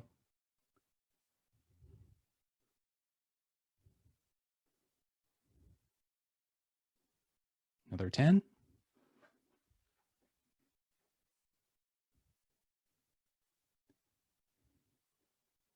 All right. Hopefully you got something down. Now, I'm going to guess here that what you wrote down and what you thought about is going to fall into one of these upcoming categories: money, relationships, or health. Now, let me give you a quick warning. Success in one of these areas can derail you in all of the others. Okay. For example, let me illustrate this. So if you're not careful, you can sacrifice your health and relationships to get money. You spend years and away from your family, try to build that company. And I know people who have destroyed marriages for the sake of building their companies.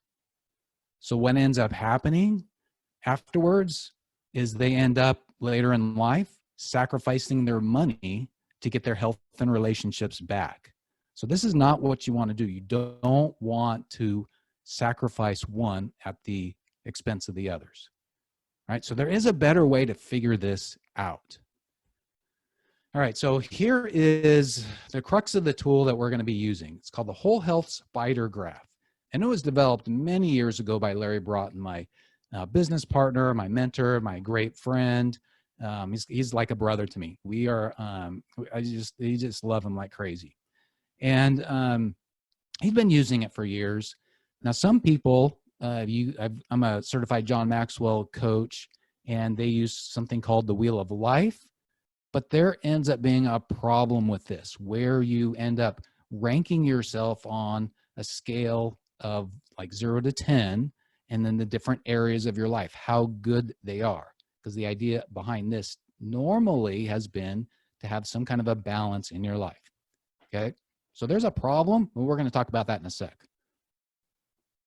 Now, the Whole Health Spider Graph, it will provide these things to you. We'll talk about it more, but it gives you a starting point.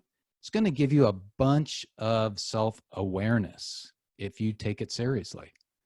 It'll give you proper balance. And I have balance in quotes for a particular reason. And it's also going to give you the basis of a plan to get to the ending point that you want to get to. And it will give you some checkpoints along the way. So we're going to see how this works in a couple of minutes. So let's take a quick review. Personal success. It's like a journey, a road trip. We need a vehicle. That vehicle is education, job, career, franchise, for example, investments, if you're a franchisee. It needs fuel. We talked about what that is. Money, information, time, energy, relationships. You need a map. You're going to need a starting point, an ending point. Now, you've probably already got this in your mind, what that ending point will be. And you need some checkpoints. Okay. Now, what is going to be the hardest part of all of this? And it's the starting point. The question is, why? Well, the reason is because we're emotional creatures. We like to think we're logical and that we weigh everything equally, but we don't. From the marketing perspective, people end up buying on emotion, and then they justify their decision based on logic. So we make a lot of the times we make our first decision on an emotional basis and we don't think it through. Now, the hard part is ourselves. When it comes to ourselves, we're the hardest person in the world to be honest with. And why is that? Well, Les Brown has a great quote, great personal development person. He says, you can't see the frame when you're in the picture. So the idea is that we cannot see ourselves. The only reason we can, figure out that we're not going to cut ourselves when we shave is we have to look in a mirror in the morning. We need something outside of ourselves to actually get a good idea of what we look like and where we're really at in our lives. So there's a couple of areas that we end up being dishonest with ourselves. We think we're not capable, and we are. I don't know if you've ever heard about the imposter syndrome. That's basically it. And, where we think at any particular point in time, you're doing something and you think, oh my gosh, if they just really knew who I was, they wouldn't like me, or they'd fire me, or they'd, kick me to the curb. So this is what a lot of us suffer from. We think we're not capable, and we really are. But on the other end of the spectrum is we think we're amazing, and we're not. We think that we can do something, and there's just no way. I'm about 5'10". Can I dunk a basketball? Only on a ladder. So there's just a bunch of stuff that I cannot do, and I have to be realistic. This should look familiar to you, American Idol. You got Simon and Paula and Randy, what are they doing here? They are just, they're laughing their tails off right here. Why are they doing that? Well, I didn't want to show the guy that was singing, but he was really, really, really bad. And they're just busting up. There are some people who, especially on American Idol, you'll see that they think they have got the greatest of voice, that they should be a star. It's what they've dreamed of forever. But you know what? It's just not them. So the starting point when we're going on any kind of a road trip or a journey, a real road trip or a personal journey to success, the starting point is critical. It's critical we get the starting point right. Otherwise, our map can be flawed if it's inaccurate. The checkpoints along the way can be wrong. And one of the reasons why that's so important is because as we journey, and this is something to remember, is these checkpoints along the way are going to be our new starting point, and we may be adjusting course. Most likely we will be. So it's imperative that we understand how to get an accurate starting point of where we are. If it's inaccurate, we can run out of fuel. We can be going in the total wrong direction and just exhaust ourselves and do stuff that's just not getting us there. We can also be sacrificing way too much to get there. It's okay to sacrifice for a short period of time, but for a long period of time, that's may not be the right thing to do. So the question is how are we going to establish an accurate starting point? Well, it is with a whole health spider graph, right, where we assess ourselves. And Mike referred to a few of these areas. But Larry and I talk about the different 8 areas that there are that we want to assess ourselves with. The physical, financial, professional, leisure and fun. How much fun are we having in our lives? What's our mental state, our mental emotional state like? Spiritual, and our family, and then of course friends. We separate that out. And then of course, once you end up figuring out where you are on a scale of 0 to 10, then you can chart yourself and get yourself a nice little graph that shows obviously how well you're doing or how poorly you're doing. Well, Larry and I had been having our mastermind folks. We've run mastermind programs for years, and we've had them do this every time we meet, every few months.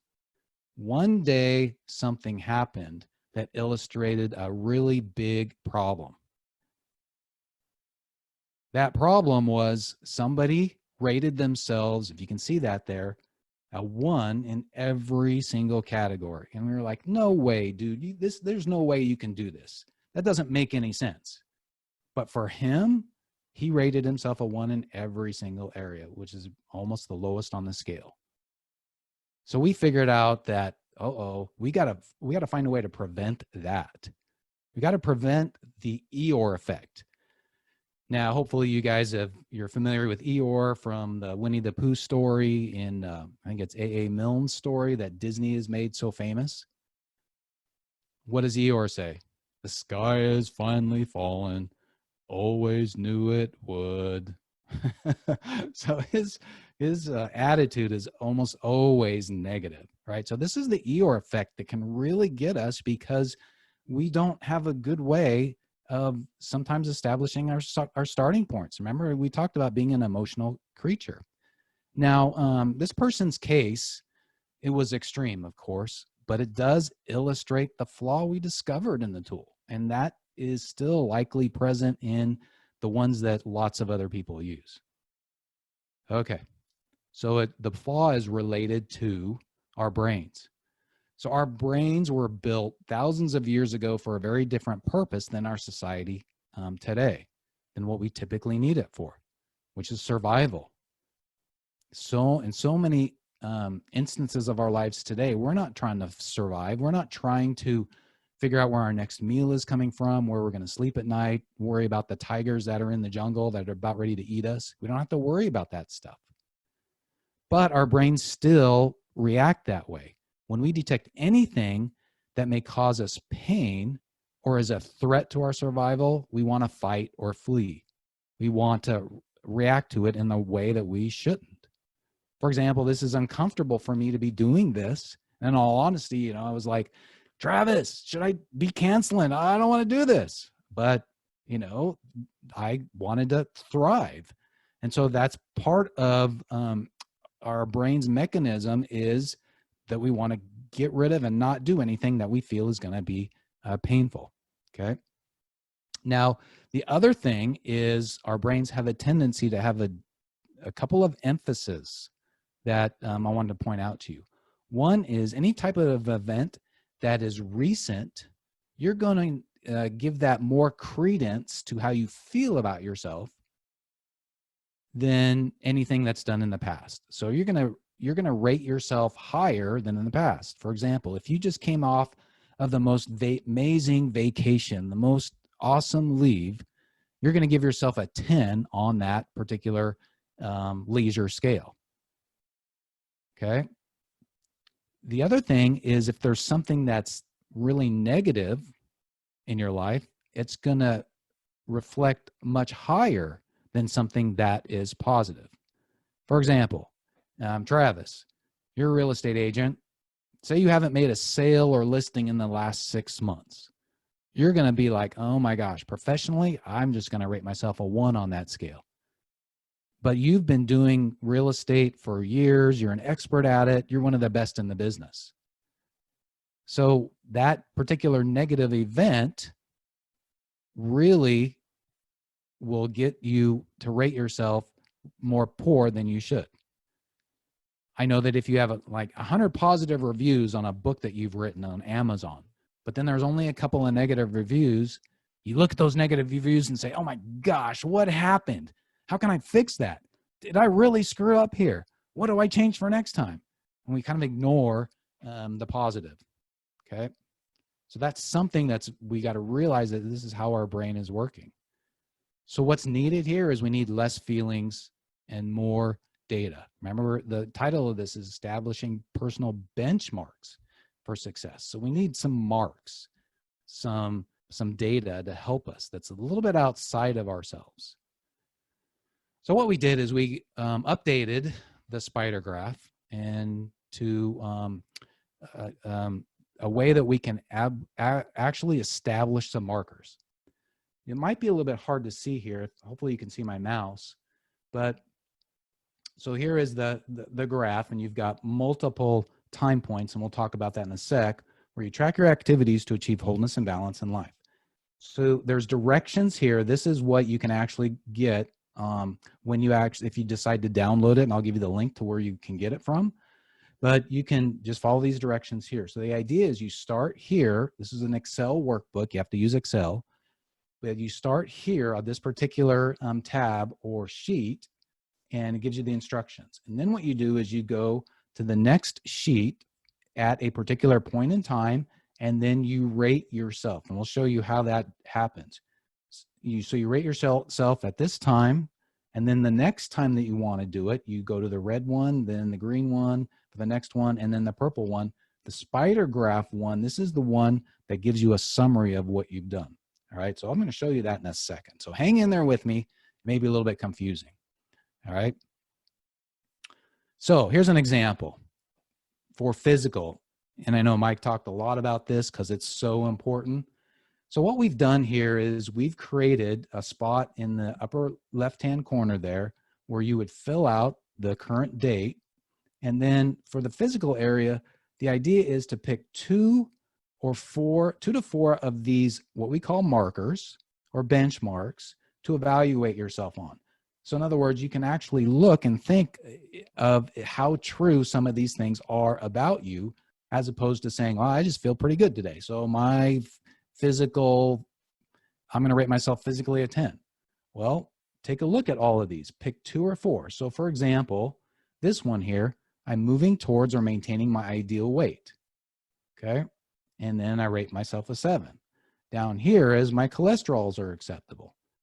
This one is I rate myself a 5. I feel little to no pain when moving. And then this one is my sex drive is healthy and acceptable. That's more of a concern for us old guys, of course. So the idea is that you pick 2 or 4 of these and give yourself a rating on a scale of 1 to 10, and then what you do is you'll see that this will calculate an average result that gets pulled over later, and I'll show you that here in a sec. Okay, so you just fill in the number that you want. Now over here, you can see how it will pull into the last sheet the numbers according to your physical ratings, financial, professional, leisure, fun, etc. Right? So you have a score in all of those areas. So then you'll see something like, hey, there's a 2, and overall my average is 2 in the professional, and my average in family is 1. So what you might want to do then is create some type of a SMART goal or have some kind of a comment here. So for example, in the professional area, I said, I will take 1 class this fall and achieve a B or better. Okay. So this is a good checkpoint of yourself. Are you on the road to having a great score in your professional life? Now, this is specific, 1 class. I could have made it more specific by saying what subject it'll be, but it's measurable. I'm going to do 1, and I'm going to do 1. A is, some people may say aligned or achievable. It's aligned with my values. It's what I want to accomplish in life. R is realistic. I can do 1 class for sure this fall. And T is for, is it time sensitive or time bound? Yes, it's this fall. Okay, so measurable is I'll achieve a B as well. The next one would be in family. You could say, I will text my spouse daily for the next month, and just set an alarm on my phone and do that.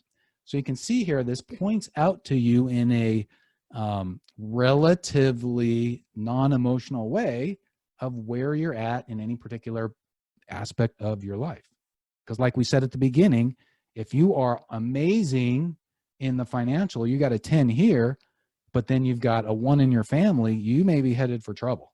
So you got to start realizing that it's important to have a little bit of self-awareness and some semblance of balance in each of those areas.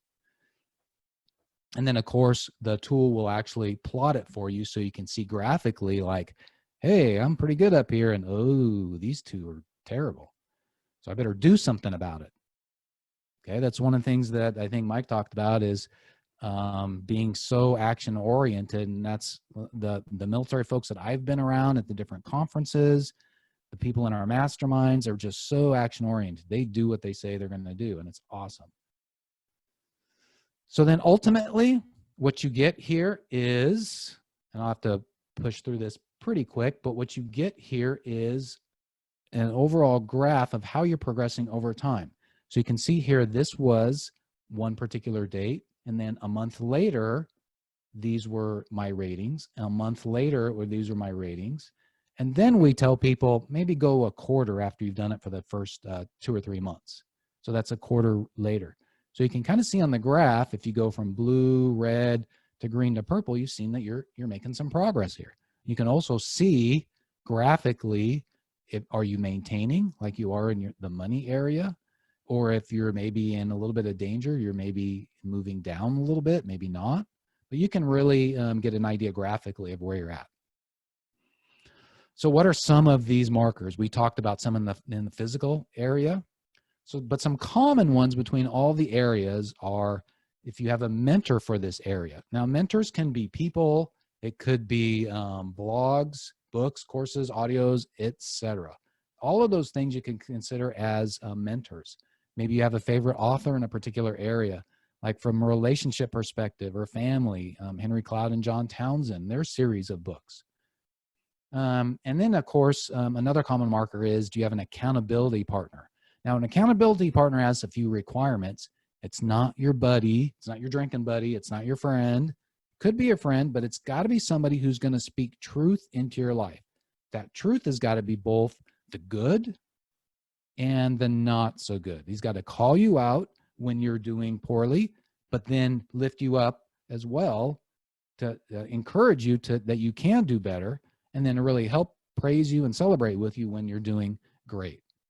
Then, of course, in the tool, you can pick your own marker, something that means more to you. So again, I'm showing all of these for completeness here in all the different areas for the presentation that you can look at. So here's all the physical markers, and I just want to remind you, you pick 2 to 4 to evaluate yourself. Now you could be an overachiever if you want and do all of them, and that's totally up to you. But typically 2 to 4 would be a good approach.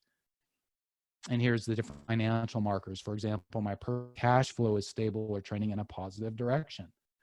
There's one down here that has been instrumental for me. My net worth is tracked regularly and increases yearly. Well, I've been tracking my net worth since 2009, but I've got 10 years of history, and it's been one of the great habits that I've done that's allowed me to make some awesome and amazing decisions to know where I'm going. It's a great checkpoint. Professional markers. And the first one, I'm actively working towards becoming a recognized expert in my field. I think no matter what field we're in, we have to work towards that. Leisure and fun markers. I regularly take time to recharge myself in ways I enjoy. The key thing for that is ways I enjoy. This recharging is about you and doing it the way that you want to recharge. It could be sitting and watching Netflix. It could be going mountain biking. It could be spending time with friends, whatever that would be. Mental markers. I regularly read and or study personal development books. I know Mike talked about that. We asked about their favorite books. I have a big bookshelf right behind me that's got some of my books. Spiritual markers. I attend gatherings associated with my spiritual quest. Family markers. Regular date nights. That's an important one. And then friends. So how do we choose those markers? How do we choose? So I want you to consider the following. Consider the vision for your life. The vision is an ending state of your life or a period of time, what you aspire to, right? The end result. For example, a company vision might be, or a nonprofit vision might be, everyone has clean water to drink. That's their ending state. But what I recommend is you take the 8 spider graph areas and create a statement for each one. For example, in mine, in the professional area, I say I'll have great progress in my sales, marketing, and business development skills, as well as staying up to date on website development technically. So that's my vision of what I want to do from a professional perspective. Okay. Now, goals. That's the ending point. Consider your ending point, where you want to go.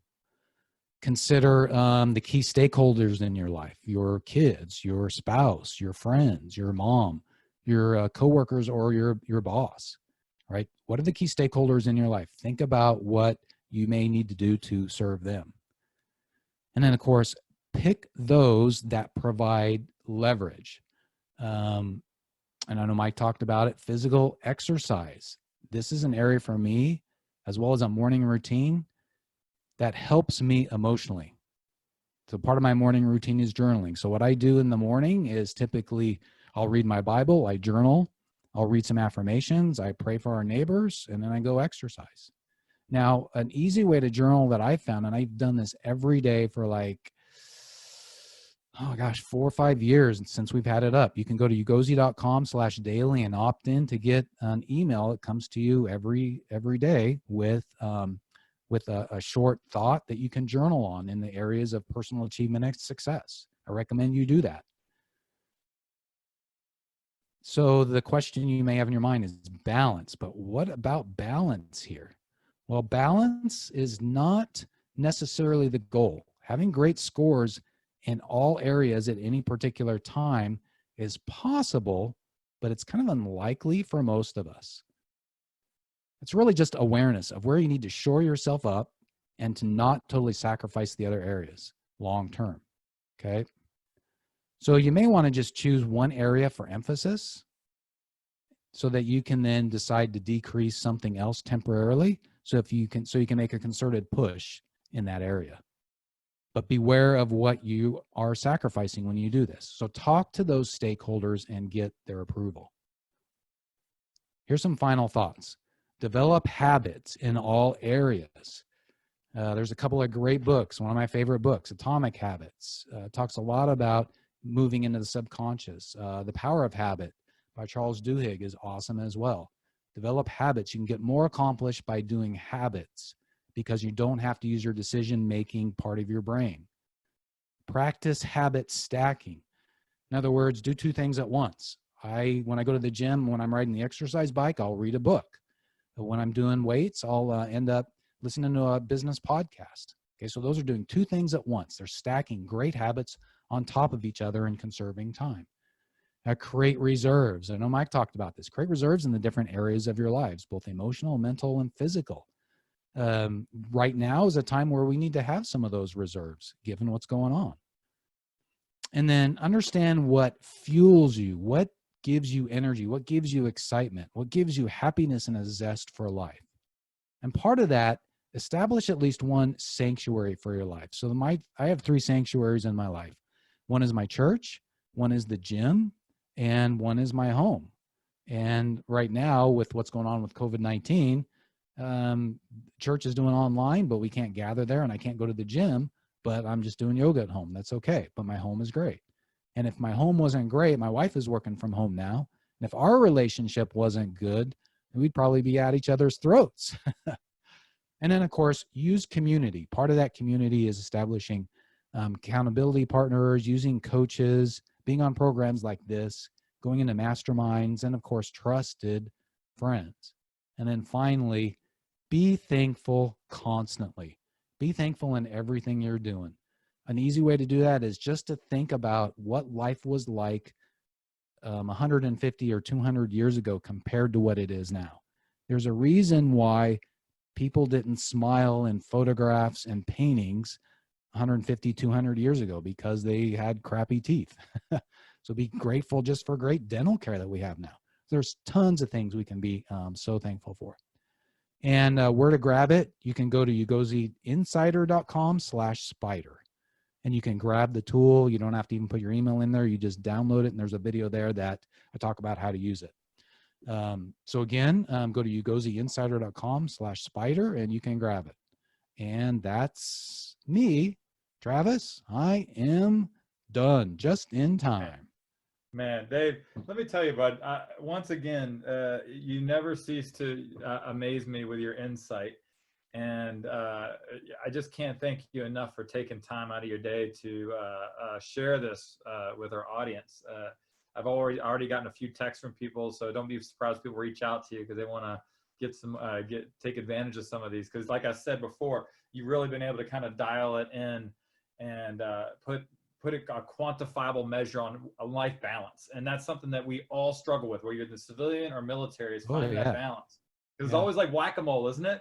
It's like it is like in you're a lot of ways. Whack-a-mole on something with your life, right? Yeah, absolutely. Absolutely. Yeah. And Larry, it was Larry's tool to start with, and we both worked together to create it as it is now, which I think is really, really good. We've had some great feedback from our mastermind folks on it. Yeah. Well, that's awesome, man. Well, Dave, I can't thank you enough. I'm bringing in our next panelist as we speak. Right. And so for the sake of time and keeping things moving, I'm sure people might have questions. So make sure you check into Facebook. I'll send you some questions if they come through on here. But if you want to answer any questions, anybody listening, if you have questions for Dave, hit him up on Facebook and put a question in the comments under this broadcast, and he'll go jump in and answer those questions. So, man, any final thoughts? Thank you. It was an honor and a pleasure to be here, and I just hope it helps some folks, because it really, if you balance it out appropriately, it's like self-awareness. You won't sacrifice one area for the other, and that's just huge, because you can get off the rails really quickly in life. Absolutely, man. Absolutely. Well, thanks again so much. Thank you for having me on. It's been an honor. Anytime, my man. Anytime. And keep doing what you're doing, and we'll be in touch soon, okay? All right. Thank you, sir. Bye. All right. It's Mr. Benkin. Yeah, I'm trying to find you, Travis. Can you hear me? I can hear you just fine, man. There's just so you're sharing your screen, I see. So just need your video on, and we can go from there. So if you want to turn off your screen for a second while you're trying to get this thing rolling, and then we can go once you're ready to rock. So while you're working on that, Eric, well, thank you so much for your time today, man. I mean, wow, this is quite an honor. We've had some pretty amazing military leaders, and you're going to be our capstone speaker for the day. So thank you so much for your time today, Eric. You're welcome, Travis. Let me, There we go. There we go. We got your video up and running. So let me first take a couple minutes. You heard me say, Eric, and I'm going to toot your horn a little bit. I had the pleasure of meeting you recently when I got introduced to you through David. And I just think it's, of course, been, cyber stalking you and everything else. Man, you did some amazing things in your time. So for everybody's knowledge, Eric Benkin was the 12th Chief Master Sergeant of the Air Force. So joined the Navy out of Cincinnati, Ohio in 1970. So again, not to date you, but I was born in 73, so that should tell you something. This guy has all the knowledge in the world. sure, go ahead. That's great. So he served as the Air Force's Chief Master Sergeant from 96 to 99. Some of your amazing accomplishments while serving in that position was you implemented developed a Command Chief Master Sergeant title, just like a lot of others, so you're instrumental in that. You implemented the Warrior Week at basic training, which it was pretty cool. The creation of the CNO Professional Development Seminar. And then, which is a great segue, is that you were instrumental in developing the Air Force's core values of integrity, service before self, and excellence in all you do, which was released in a book called The Little Blue Book. So, Eric, I mean, your theme today is exactly that, core values. And it's very obvious that you can absolutely be considered a resident expert in this, correct? Well, I think so. It was actually my boss, General Ron Fogelman, who issued the core values. And, we were serving together as a team, of course. So, my role in that was more of the execution and helping figure out how we were going to put that out there and inculcate it into our culture and things like that. So. Sure, absolutely. Other than that, you did pretty good for a sailor. That's pretty good. Well, I'm not gonna lie to you. I have my cheat sheet here, Eric. So, again, I'm a sailor through and through. So I had to learn how to speak a little bit of Air Force for this. So of course, I've got to kick things off with, I don't know if you've watched any of this today from the previous speakers, but I'd like to kick things off with kind of a unique question. Are you ready? Yeah, why do I live in Pensacola, where we have the second best aerial demonstration team, or right? Well, like no, that? actually, this is going to be a little more outside the box. So here's the question. You're a new addition to the crayon box. What color would you be and why? I would be blue, Okay. Air Force blue. Oh, I thought you were going to say navy blue. No, blue's always been my favorite color, and Air Force blue. So that would be. I love it. I love it. So you bleed blue. I like us. So that's something that the Air Force and Navy has in common. So everybody knows, and I'll just throw this out there because, again, I want this to be authentic and real. For those who you are not in the military and watching this, know that you're always going to hear a lot of banter between services. But the true fact is that when it all said and done, we're all fighting for our country. We're all serving. We've all raised our right hand to serve. And Eric, thank you so much for everything you've done for our country. Travis, thank you so much. All right, now look, here's what's going to happen. I'm going to step out. I know you're sharing your screen, so I'm sure you have a presentation that you want to share with everybody. So I'm going to get off here, and the floor is yours. When I hear you coming to end, I'll come back on, and we can open it up for some Q&A at the end. How's that? That's good. I don't have a presentation. I'm just gonna kind of, walk through this and give my thoughts. Do you want me to turn off your screen then? However you want to do that. All right. I mean, do you have anything to show on your computer? I do not. Just All right, me. So I'm going to go ahead and turn this off, and then I am going to give you the screen, my friend. So Okay. Without further ado, the 12th Chief Master Sergeant of the Air Force, Eric Benkin. Thank you, man. All right. Thanks, Travis. All right. I'm coming from sunny Pensacola. For a lot of you Navy folks, I'm sure this is someplace that you've probably been through, and maybe it's someplace that you want to come back to. So still a very thriving Navy town. And my wife and I are happy to be a part of this location. So I'm an old guy, like many of you. I joined the Air Force probably on a whim. I was living in Houston, Texas, back in 1970, back in the Stone Age, and I had graduated from high school. I had no money to go to college. Wasn't sure what I wanted to be when I grew up, and had zero technical skills. So one day, while I was stuck in a traffic jam with my mother in Houston, Texas, I looked out the window, and here's a recruiting poster that said, "Join the Air Force." So I got out of the car, walked up, found a recruiter and said, "Hey, I want to get out of Houston, Texas." And he said, "I can make that happen." And about 3 months later, I was on my way to Lackland Air Force Base to go through basic training. But the reason that I stayed 4 years later, after being assigned to Ellington Air Force Base, which by the way was Houston, Texas, they sent me 25 miles from my front door on my first assignment. I was in Taiwan, then I spent several months in the Republic of Vietnam and Saigon, and then Bergstrom Air Force Base in Austin, Texas. So I had 4 assignments basically in a very short 4-year period. But when I decided to stay, it was all about wearing the uniform, and I'd always liked my Cub Scout uniform, my Little League uniform, and I really liked wearing the Air Force uniform. So that was a part of it. The missions that we did, I enjoyed that, defending our nation. That was our job. I thought that was important. And then really the people that I served with, I really enjoyed the men and women that I served with during that period of time.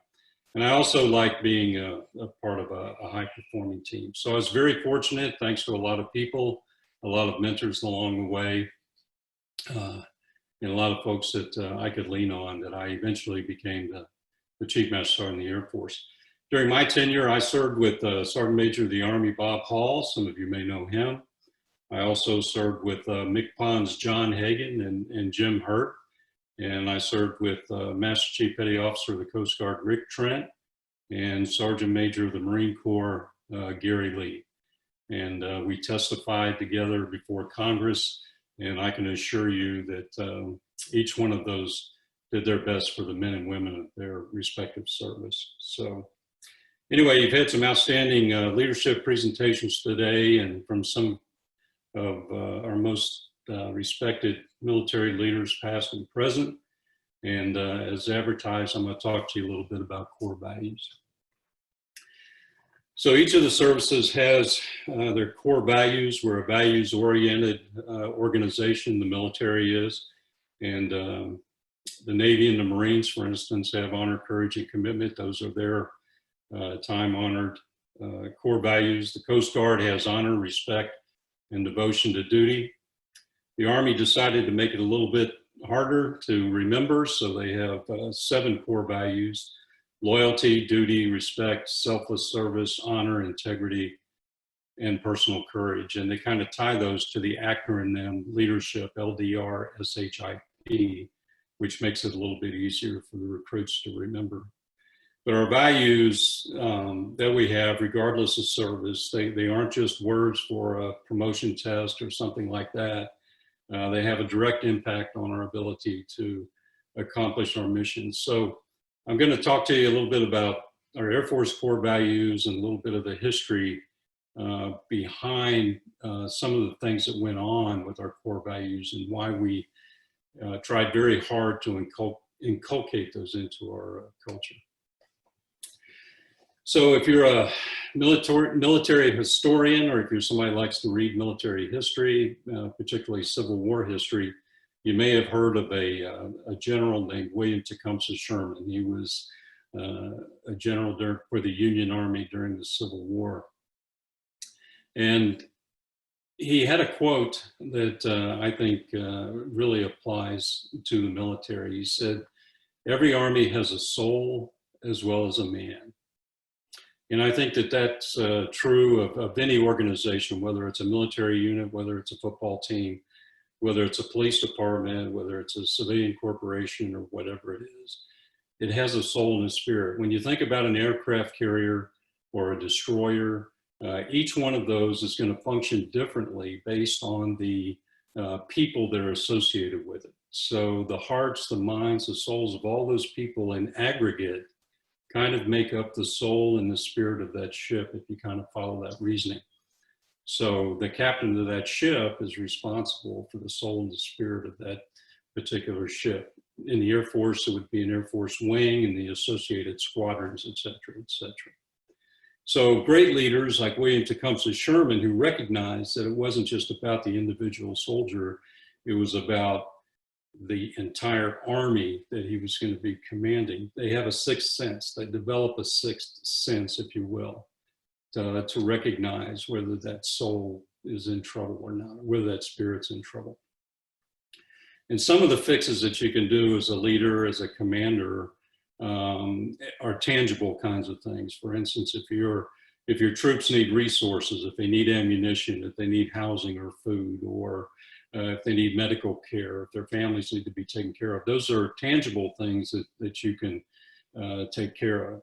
But there's also the intangible things that kind of go to the values that we have. And if you have an erosion of discipline, if you have a loosening of the standards, if you have mediocre or if you have toxic leadership, which would be the extreme, those are the kinds of intangible things that can kind of weave themselves into a unit or into a squadron or into a ship or whatever. And those things have to require the attention of a leader as well. But those things are a lot more difficult to discern than the tangible resources, if you will.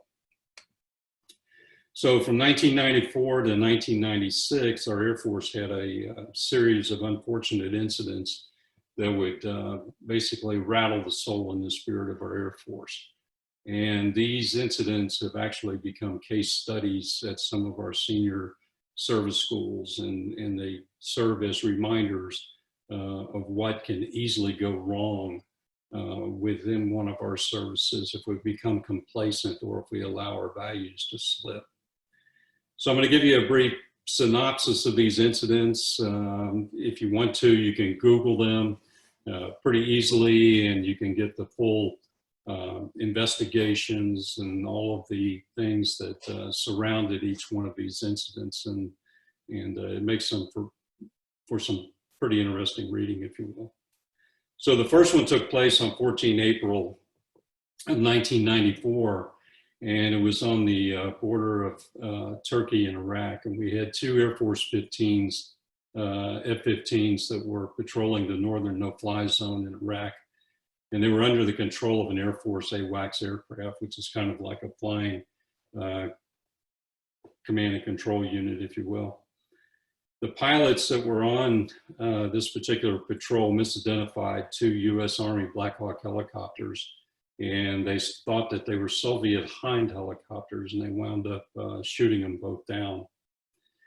And this Army mission was called Eagle Flight. It's something that had been operating in the no-fly zone for about a 3-year period without incident. And the next thing you know, we had this incident of fratricide. So in addition to obliterating these two Black Hawk helicopters, they wound up killing 26 military and civilians from 5 different countries. It was a diplomatic team, if you will, that was on these two helicopters. We also, unfortunately for the Air Force, we also killed a young 26-year-old Air Force Academy grad. So all of this made, obviously, this incident very egregious, not only for our Air Force, but for our nation, because it was in an overseas area. And there was a lot of media attention, there was a lot of media scrutiny, there was a lot of negativity, if you will, surrounding this, and rightfully so. And then there was a lot of congressional oversight, as you can imagine, as this investigation and all of these things started to come out. So that happened in April of 1994. And 2 months later, up at Fairchild Air Force Base in Washington, we had a B-52 aircraft that crashed and killed all 4 crew members on board. And they were prepping for an air show that was going to take place the next day. So there were a lot of family members and of course, a lot of the base folks were there to watch this air show practice. So there were hundreds and hundreds of people on the flight line when this thing happened. And the crash was caused basically because the aircraft was being flown beyond its operational limits. The pilot was kind of hot dogging and flying this aircraft like it was a fighter jet when it was a B-52, and it didn't have the altitude, didn't have the airspeed to continue the mission, and it wound up crashing on the runway.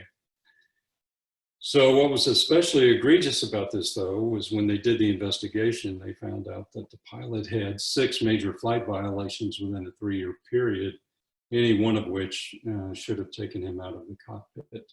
But the leadership failed, and you had an accident that was totally avoidable that never should have happened. It did happen.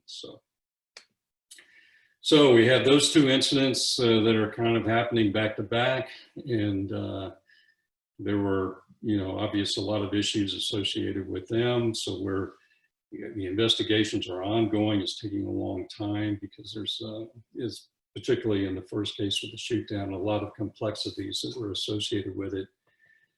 But in a brief 2 years later, in April of 1996, and I was the command chief for U.S. Air Forces in Europe at the time, I get a phone call that says that we had an aircraft go down, and it turned out to be our Air Force CT-43, which was basically like a Southwest 737 type aircraft. It was an asset that was stationed with us at Ramstein Air Base in Germany, and it had crashed into a mountainside in Dubrovnik, Croatia, while it was on approach to the airport in Dubrovnik. Secretary of Commerce Ron Brown was on that aircraft. He was on a diplomatic mission for President Bill Clinton. This was going to be a big CNN moment. There were going to be a lot of diplomats there to greet him. There were going to be a lot of news broadcasts, obviously, associated with this. There were a lot of high-profile people that were on the ground waiting on this aircraft to arrive. But obviously, it didn't make it. And unfortunately, there were existing directives that had prohibited Air Force aircraft from going into this airfield at all. So never should have happened. A total of 35 people were killed. In addition to the civilians and the diplomatic team that were associated with Secretary Brown, were also the 2 pilots and the 4 enlisted crew members, which of course the boss and I had flown with. So this was one that really affected me personally, if you will, and still does to this day. Never should have happened. So all of these incidents, we do the investigations and we come up with some various findings, and there's multiple things that had gone wrong. We had a failure to integrate Army and Air Force operations, which is kind of fundamental to how we do things in the joint environment, if you will. There was an erosion of standards and discipline that was fairly obvious. There was more modern equipment available that might have made a difference in some of the aircraft had that equipment been upgraded in a timely fashion. We found that we had training deficiencies that contributed to an ineffective job performance, if you will. There was a failure, obviously, to follow existing directives and guidance. There was a failure by multiple leaders to take appropriate disciplinary action when it was required. And all of these things that had happened were kind of like a domino effect, if you will. And it was compounded at the time by the drawdown that we went through in the early 90s. So we were outsourcing a lot of jobs, a lot of functions, putting a lot of pressure on our people to do these deployments to Southwest Asia. So the operations tempo was extremely high. So there were a lot of contributing factors that went along with this. But we also found that there were things that were relative to our core values and kind of getting back to basics, if you will. There was breaches of integrity. There were obviously breaches of operational excellence in how we did or we didn't do our job right. And there were instances where individuals were more concerned with themselves than they were with their teammates, to be quite honest with you. So in marketing terms, in this 2-year period, you would say that the Air Force brand was pretty much busted. The media was having a heyday with us. Again, countless sessions of testimony by the boss, by senior leaders at the Air Force in front of congressional leadership, and sometimes that can get pretty interesting, as you know, if you've ever done that before. So it's really a messy time for us, and we're really walking around with our heads down, and we had our shoulders kind of slumped, and we had lost a lot of our pride. So after the incident, the Dubrovnik incident, CT-43 happened in April and November, I joined General Ron Fogelman as the 12th Chief Master Sergeant of the Air Force. And the thing that I found about, or that I liked about General Fogelman was he had this sixth sense about him. He was a military historian. He obviously knew General Sherman and his background and his philosophy about the soul and the spirit of an army, or the soul and the spirit of a unit. And he knew that the problems that we had in our Air Force were going much deeper than, than absence of resources or training deficiencies, or even the high ops tempo. And what he really realized was that we had drifted from our values and our guiding principles. And I think it's important to remember that, the Air Force, we always had, discipline standards and things like that. So it wasn't that we didn't have values, we just had not really made them a part of the culture, if you will, and something that, just kind of happened instinctively, that you would use them as your guideposts, if you will. So he looks at all of this. There were a couple of other things that were going on, or some contractor fraud that was happening. There were a couple of high-profile individual incidents and failures that had taken place. So he looks at all of this and he says, you know what? It's time to reglue the force. So the first thing he did was he admonished the force with this saying, and I think it's very important: the tools of our trade are lethal, and we engage in operations that involve risk to human life and untold national treasures. And when you think about it, that's not just the Air Force, obviously. That's any branch of the military is going to be involved in risking human life and untold national treasures. The tools of our trade are lethal. And because of that, our standards must be higher than those of society at large. And we all know that. We know that we have to operate at a much higher standard than our counterparts in the private sector. So part of what he did was he issued the little blue book that Travis alluded to. It was kind of a pocket-sized book, if you will, that every airman could carry in their pocket. It was issued at all of our commissioning sources and things like that. But the three values that he settled on, and prior to this in 1990, I think someone had, we had 7 or so. But the three that he had settled on were integrity, which is your moral compass and doing what's right all the time. Integrity is the foundation for trust between brothers and sisters in arms. It's what unifies our force. It's our bond, if you will. And then service before self was the second. It's a 24-hour reminder that we have a 24-hour-a-day commitment to our nation and to what we do as a military. It's the willingness to make personal sacrifice, if you will. And it's always about the unit good. It's never about your personal agenda. It's about your teammates. It's about the unit. Excellence in all we do. We have to have a commitment to a higher standard, as we talked about before. Our operational excellence, it has to be a maximum team effort when we do something. You can't become complacent. It's kind of like a crew chief in an airplane. If you have 10 steps on a checklist, you don't decide one day that you're going to skip steps 4, 5, and 6 because you want to go to lunch early or something like that. Obviously, complacency will damage your operational excellence. So you never do that.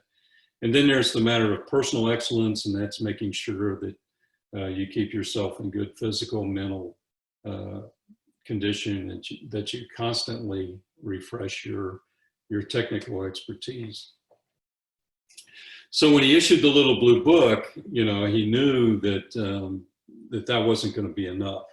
So he challenged our Air Education and Training Command to develop a strategy that was going to help inculcate our core values back into our culture. So it was something that we kept top of mind 24/7, and he challenged leaders to do this at all levels.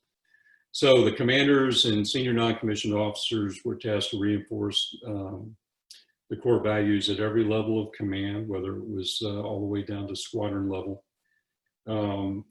We started to really put a focus at basic military training, the Air Force Academy, the ROTCs at the various colleges, and OTS, all of our commissioning sources. There was a push on core values and discussing core values. We developed mentoring programs at the local level so that senior leaders could mentor our younger folks and talk about core values. Commanders were encouraged to raise a conscious level of the core values, to constantly reiterate them with our folks. And then when we looked at our curriculum at all of our professional military education, and we started to weave the values into all of the things that we were instructing, leadership in particular, that we were instructing at our professional military education. We started to weave in the core values, you know. So if you had a scenario where you said, okay, if in this particular case somebody didn't have integrity, what might happen? You know, what are the bad things that might happen? So you start to talk about that. What if somebody, you know, didn't do their job as they should, and they didn't rise to the level of operational excellence that we expect in the Air Force or in the military? Then, you know, what are the consequences of something like that happening? So ultimately, the success of the Air Force was going to be that we incorporate those values into the character of every airman, especially when they first came in, and you started pounding that message into their hearts and their minds and their souls, if you will. So I think we were, you know, very successful in doing that initially and getting that out, but it's something that you have to keep your foot on the gas. You know, you can't throttle back on the values and reinforcing integrity and service and excellence and whatever your values are. And I'd like to say that the issuance of the Little Blue Book and all of those things that we did back in 1997 would mean that after that period of time, we would never have another incident. We would never have an accident that would be caused by a breach of our core values or anything like that. But obviously that hasn't been the case over the years. We've had some more incidents.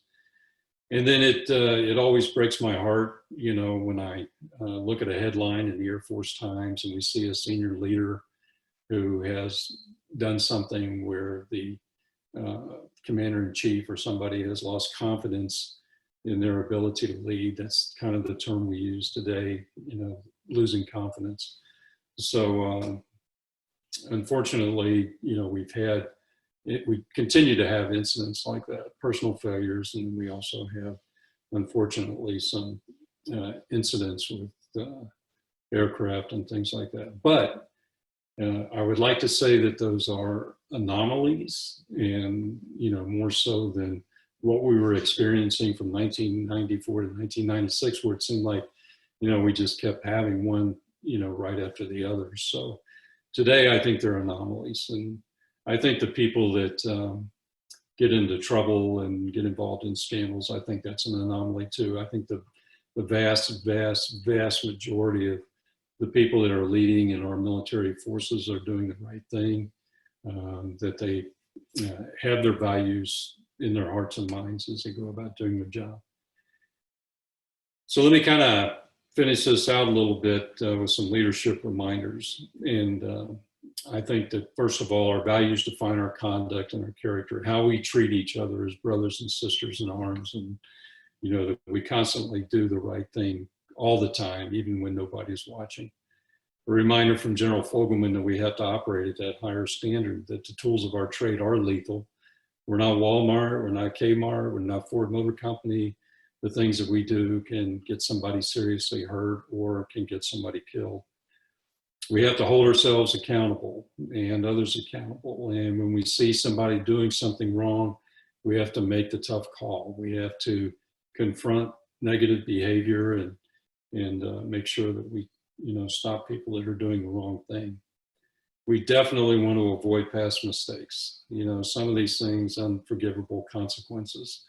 You know, I had to go to the funerals of all of those airmen that were involved in the CT-43 accident in Dubrovnik, Croatia. And, you know, that broke my heart, and it breaks my heart to this day to know that that happened to them and it didn't have to. And then leaders are entrusted with the soul of the service.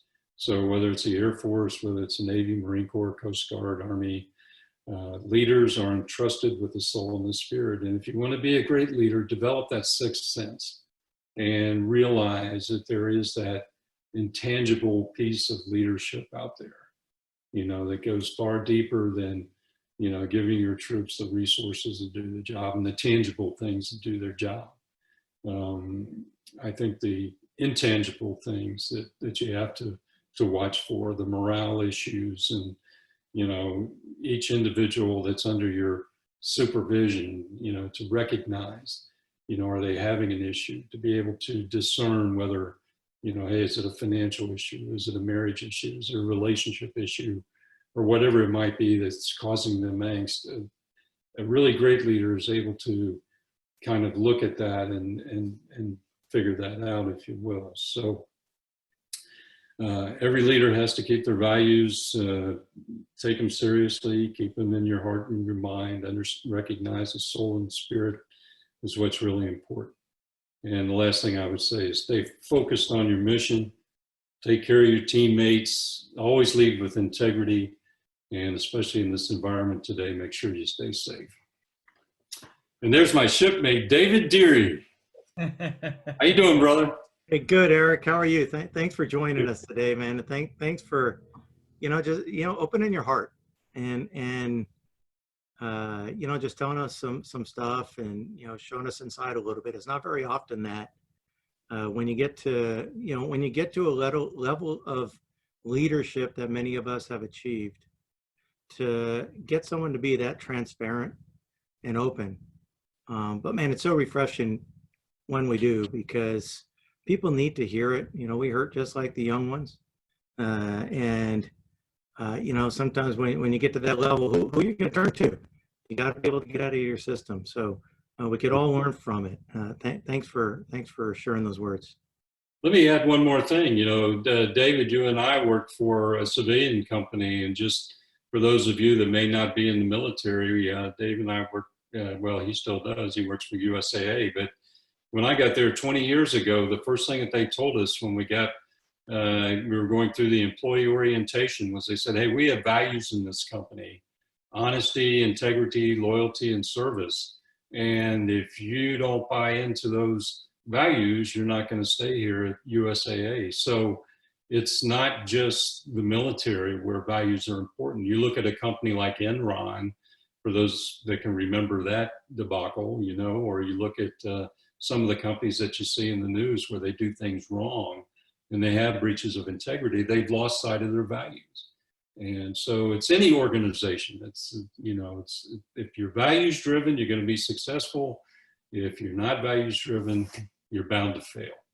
No, absolutely. And you know, a couple hours ago, Mike Stevens, our former MCPON, Travis asked him an opening question, kind of, and really the gist of Mike's answer was it came down to core values, you know, both personal core values and corporate core values that led to a decision that created a sweeping change across our Navy. You know, I recently yeah, I listen to a lot of John Maxwell podcast videos and things like that as a John Maxwell team person. And, you know, he even, as he'll say, you know, leadership rises and falls with the people. And he said, you know, he said recently, you make your decisions with people in mind, people focused. It doesn't mean the decision is going to be perfect, right, or work its way out, but you know, you're going to be able to sleep well at night. Right. You really can't go wrong when you make your decisions putting people first. Absolutely. Absolutely. I agree. Couldn't agree more. So Eric, so I'm trying to see. So first off, let me just throw it out there. If anybody has any questions, I'm monitoring Facebook and the Q&A here. Please don't hesitate to ask some questions. I think we have a little bit more time of Eric's time. But while we wait for that, first off, just Eric, just so you know, I've been having people chime up. We have people from all over the world watching this today, so it's pretty cool. From Okinawa to Florida to all over. It's pretty fun to watch. So I have a couple of questions I want to kind of kick in with you, and I think that it goes along with core values and everything we talked about. Is when you preach core values and you're trying to do the right thing all the time, some people are going to give you public criticism for the job that you're doing in any role. So how do you handle criticism when you're faced with it in any leadership role that you've had in your career? Well, I think there's, you know, you mentioned the command chief strike, for instance. Okay, so that was that involved changing our history and our tradition, if you will, in the Air Force. We had a title that was called Senior Enlisted Advisor, and I had always felt that that title was too ambiguous, too vague, or whatever. And you know, as I went around the Air Force, I would have a young, you know, 03 introduce an E6 as his senior enlisted advisor. And I said, well, no, that's not exactly the intent. You know, we have 3,000 at the time that are designated senior enlisted advisor. And we didn't have a unique stripe or anything. So if I walked into a room of 30 E9s, chiefs, I didn't know who represented the commander. I didn't know who represented, you know, that person. So I had always said early on in my career, if I ever had the opportunity to change that, I would do that, you know. So next thing you know, I wind up in the Pentagon.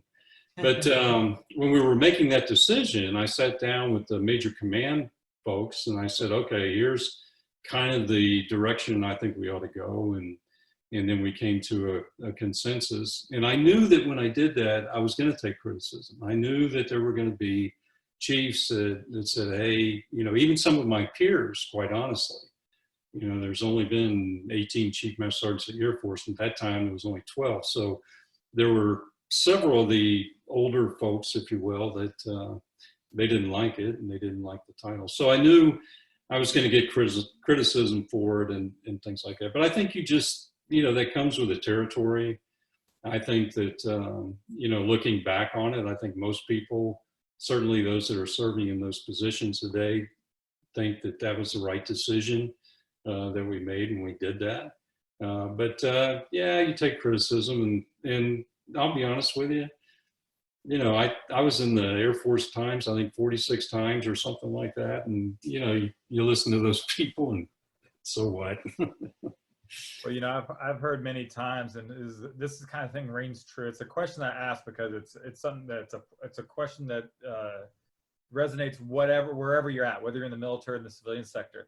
And the biggest thing I hear is you just gotta, and you heard Dave Braun talking about it too. You just gotta kind of like block out the negativity, because the few pieces of criticism you get can overwhelm you, right? Like you can have 1,000 bad boys, but one person criticizes you and that's all you can focus on, and it brings you down. And I just think that that's like exactly how you said it. I think that's how most people should look at any kind of criticism, is just cut out the negativity in your life.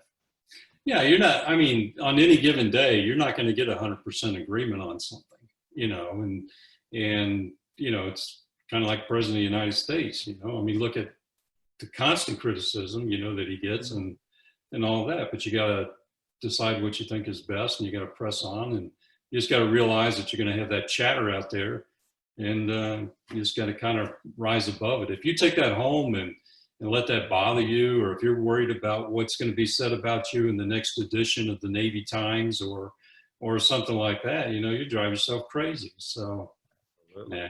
And sometimes that criticism is necessary, right?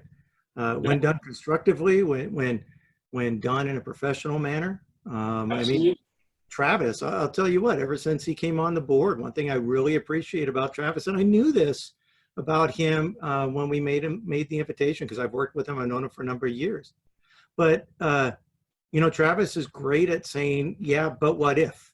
Or why are we and not?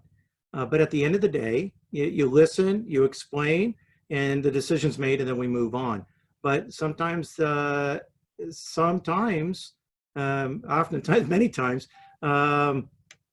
Travis and others like him, it gets me, because there's so many different ways to get the end result. So if you start with the end in mind, so long as you get to the end and you're doing it legally, ethically, morally, really doesn't matter which path you take. Right. I mean, how else are we going to build up leaders if we don't give people an opportunity to spread their wings? It's like I read or heard recently, jump and grow your wings on the way down. Let people just jump, let them go for it, because, give them parameters for success, tell them where they need to operate. But if the end state is going to be the same, good, hoo-yah. Well, go ahead, Travis. No, I was just going to say, I was going to do a shout out to one of our other board members, Rosa Wilson. You just mentioned one of her famous sayings that guided me through all the decisions that I make is, she always told me when I first met her as my CMC, she says, just trust your decision as long as you can answer those 3 questions, as long as it's legal, ethical, and moral, and then just follow your gut. And those are really the only smell tests you have to do. So I love that. So what do you say, Eric? Yeah. When you go back to, as you're talking about constructive criticism, the folks that were my closest advisors, which is, I guess, your force master chiefs, right? So you had that circle of major command advisors that kind of sit down with you, and, you go through things, and they represent basically the entire Air Force, like Air Mobility Command, Air Combat Command, Special Operations Command, all that. So each one of those senior leaders sits down with you. And I can tell you the best ones were the ones that would fight with me. The ones that would say, hey, Chief, I disagree with you. I think we ought to go this way. The ones that would just sit there and just say, shake their head, yes, they're of no value to you. You've got to, and then as a leader, you've also got to be able to say, okay, I'm going to open up. I'm going to let them raise their voice, let them get it out of their system. You have to be able to do that, so. As long as you treat each other with respect, you got to fight like brothers and sisters, right? You still love each other, but you got to fight like brothers and sisters, and you never get anything done. Absolutely. Well, look, we have we have a question that hit us online. It's actually Stephen Chartier, as an old shipmate of mine off to San Diego. He says, when faced with some type of adversity, whether it be personal or professional, which does trigger an emotional response, what are some of the thoughts or ideas that you utilize to, quote unquote, filter or manage your response? When I was a young chief, and I first had my chief stripes on, my E9 stripes, if you will, I was serving in a NATO assignment. And I think I was the kind of brash, if you will, or, I was quick to kind of throw the emotion in there, throw the emotion in there. Never lived like that life. Anyway, just become emotional about something. And the more emotional you get, I think the more irrational you sound to the person you're trying to get your point across, right? There was this German lieutenant colonel that I worked with, and he was the exec officer to the 2-star that we both served at the time. And so one time in the open area there, me and this Air Force colonel and anyway, a couple other people, we got into an emotional discussion. And I guess I was probably more emotional than anybody else. Anyway, this German lieutenant colonel says to me, he says, Eric, he says, you give yourself 24 hours, 24 hours. And I said, what do you mean? He says, when you get into this situation, he said, you step back. You step back and you give yourself 24 hours to think about it. And then you come in with your and make your case. And you do it without the emotion. And he was basically telling me to check my emotions and stuff like that. So I think that was some really good advice, and I tried to follow that most of the time after that. So didn't always. Well, it's always the journey, right? It's, you know, we're never fully polished when we come out the door. The whole journey is what gets us where we are today. What's the old saying? You only wish you knew then what you know now. Yeah. Gosh, that's not a true statement. But I also found that if I could write it down and make my case in writing, Oh. you always want to give your boss all the varying points of view. You always want to give them the entire story so that they can make a decision. And I always found that, you know, I could write it down and I could make my case in writing. And then if you do it that way, you don't have to get emotional. You know, it's all there. It's all fact-based, and it takes the emotion out of it. Because I found, you know, early on, that if you go in emotional, typically you're going to lose the argument. You know. That's a good question. So. David, what do you got for Eric?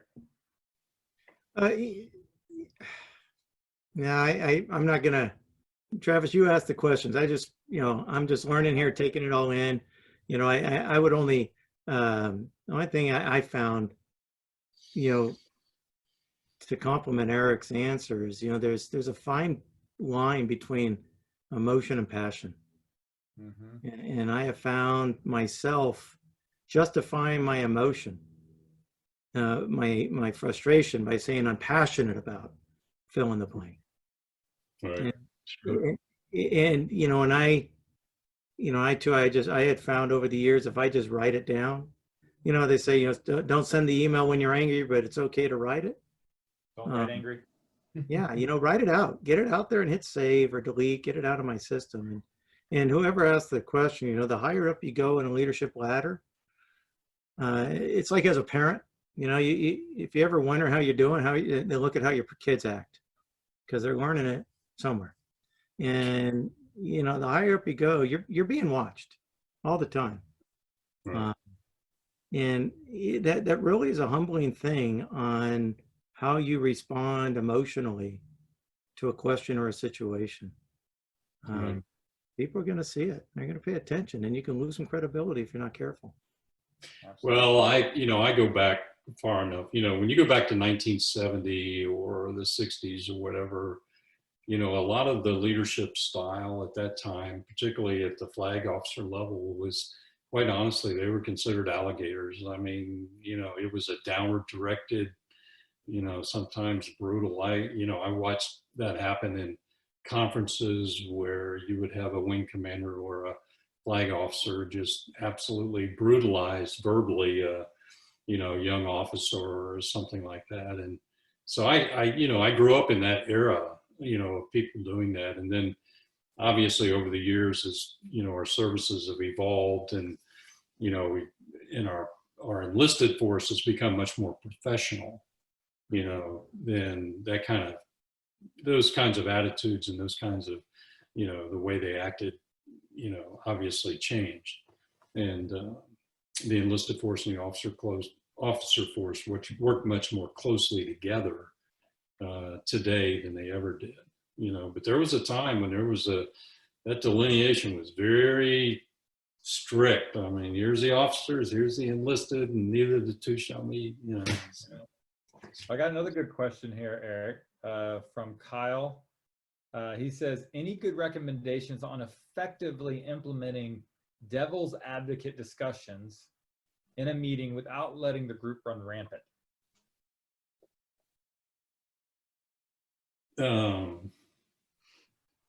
That could be a challenging, because that's a tough one sometimes, right? So, well, let me try to digest that a little bit. So we're in a I'll read it again. and you want to be the devil's advocate, right? Right. So any good recommendations on effectively implementing quote unquote devil's advocate discussions in a meeting without letting the group run rampant? Because we all know that, right? You know, whenever you're trying to be devil's advocate, it stirs up the pot if you don't do it the right way. I think that's the question being asked. Yeah. Gosh,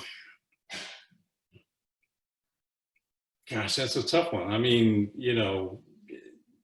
every one of those meetings or sessions that you're going to have is going to be a little bit different. The dynamics are going to be a little bit different. But, I would say if you want to be the devil's advocate, or if you want to present the opposite side, or if you want to, promote a differing view on something, first of all, you have to do it respectfully, and you have to know who your audience is, where you're doing it.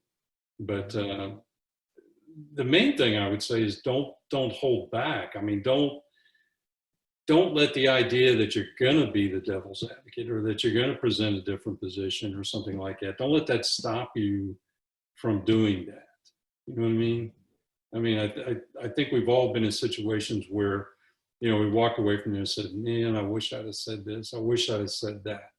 And, you don't want to have those kind of regrets. You want to, walk away saying, hey, and then if you have people that don't accept your point of view, then I guess you're in different territory there. But, hopefully there's not too many sessions like that. Right. Well, awesome. Well, gosh, Eric, I mean, out of respect for your time, I can't thank you enough. It was so insightful. And let me first also just, because this is something I'm pretty quote unquote passionate about. In our careers, we've been thanked for our service our entire career. You, however, served in a time where you served thanklessly. And you not only served during the Vietnam War when it was truly thankless either, but you continue to serve despite the polarizing environment that you had during that time. So let me just be publicly say, just thank you for your service, because your generation in serving is a whole new level of devotion and dedication to service. So I just want to say thank you for that, everything you've done for our country as well. Thanks, Travis. I really appreciate that. I really do. Awesome. Well, I don't think we have, we've had a lot of people commenting saying that everything was fantastic today. Great comments, people coming through just saying, thank you, Eric, for your time. And man, I didn't know how this was going to come together. I'm just very honored and blessed that people have stepped up and donated their time to make this happen. So thank you for that. Well, thanks for reaching out. I appreciate it. And, hopefully some of this Air Force, stuff worked for you. We'll see. Well, what we'll do is we're going to break this up. We'll have it set up in different sessions. So any of your contacts in the Air Force, you'll be able to send it out to them so they can share it amongst themselves and watch it at their leisure. All right. Sounds good. Thank you, Eric. All right. Thanks. All right. Thanks, All right, guys. so, thanks, Eric. So without further ado, guys, that is the end of our first day of the Lockdown Leadership Summit. I can't thank everybody's attention again. I've been having people like chiming in from all over the world saying they're enjoying this. I'm just truly blessed, David, that you let me be a part of your amazing organization and your vision. And I tell you, man, it's like having the dream collateral duty. We don't do this because we have to, because sometimes we felt like we had to do collateral duties in the military. This is just an honor to do it, man. So thanks for everything, that your vision with this, David. And we have another full day set up, right? Yeah, another great day tomorrow to, bring some leadership, bring some insights, leaning forward to just bring some ways to help people get through these times, because we're going to get through them. And just to be able to give some tools coming out the other side, and how we're going to be able to continue leading. Absolutely. And so here's what I'm going to ask everybody again. Feel free to send us questions, anything that, better things we can do better, things that we can, because I appreciate all the accolades. It really means a lot, but we really want the feedback, because we can only grow and get better with this. And hopefully people will recognize the value of what our foundation is trying to do. And if anything that you see, go to our website, enlistedleadershipfoundation.org, check out what we're doing. And our ultimate goal is to be able to take this wherever it's needed. So if our Foundry class is kind of our true service agnostic or branch agnostic course. So I encourage you to check things out on that. And if it's something that we can bring to you, reach out to us, let us know. And of course, if you have anything that you want to see tomorrow, that if you felt like there's a different way that we can approach things, how we can better present it, let me know. I am okay with adapting as we go. This is our first time, so we're just going to make it as best we can possibly do it. So Make those comments on the Facebook page. Send an email, admin@elf365.org. I get all those emails, so fill my email box with comments, please. absolutely. Well, again, thanks again, David. So for everybody, we will be here same bad time, same bad channel tomorrow, 0900 Pacific Standard Time. And we're going to get started where I have a few things that I'd like to pass on to you guys, David. And then we're going to kick into some great people. So as a reminder, what we get to look forward to tomorrow is we're going to be talking to a couple of amazing business owners that are prior veterans themselves, Nick Ripplinger and Chris Dambach. These guys, once you hear their story and what they've done to innovate and bring business to serve our nation, it's going to be probably inspiring to you if you're thinking about entrepreneurship. Then we're going to have our very own Scott Benning, who of course, he was also a mentor of mine that we all know. Then our very own board member, Keith Goosby's got some stuff to share. And then we have Eric Wright talking about People Up, and Brian Bennett is going to be talking about leveraging social media for leadership. And then we're going to finish the day with Larry Broughton, who we've talked about as a partner with Dave Braun. So you're going to see how these two partners in crime, like what Dave says, Larry's going to bring a complete polarizing perspective of it. And I think you're going to love him being able to anchor in this entire summit. So that's all we have. Dave, any last words? No, thank you again, Travis. Thank you, everybody, for being here. Give us a few hours of your day. Thank you very much. Take care, guys.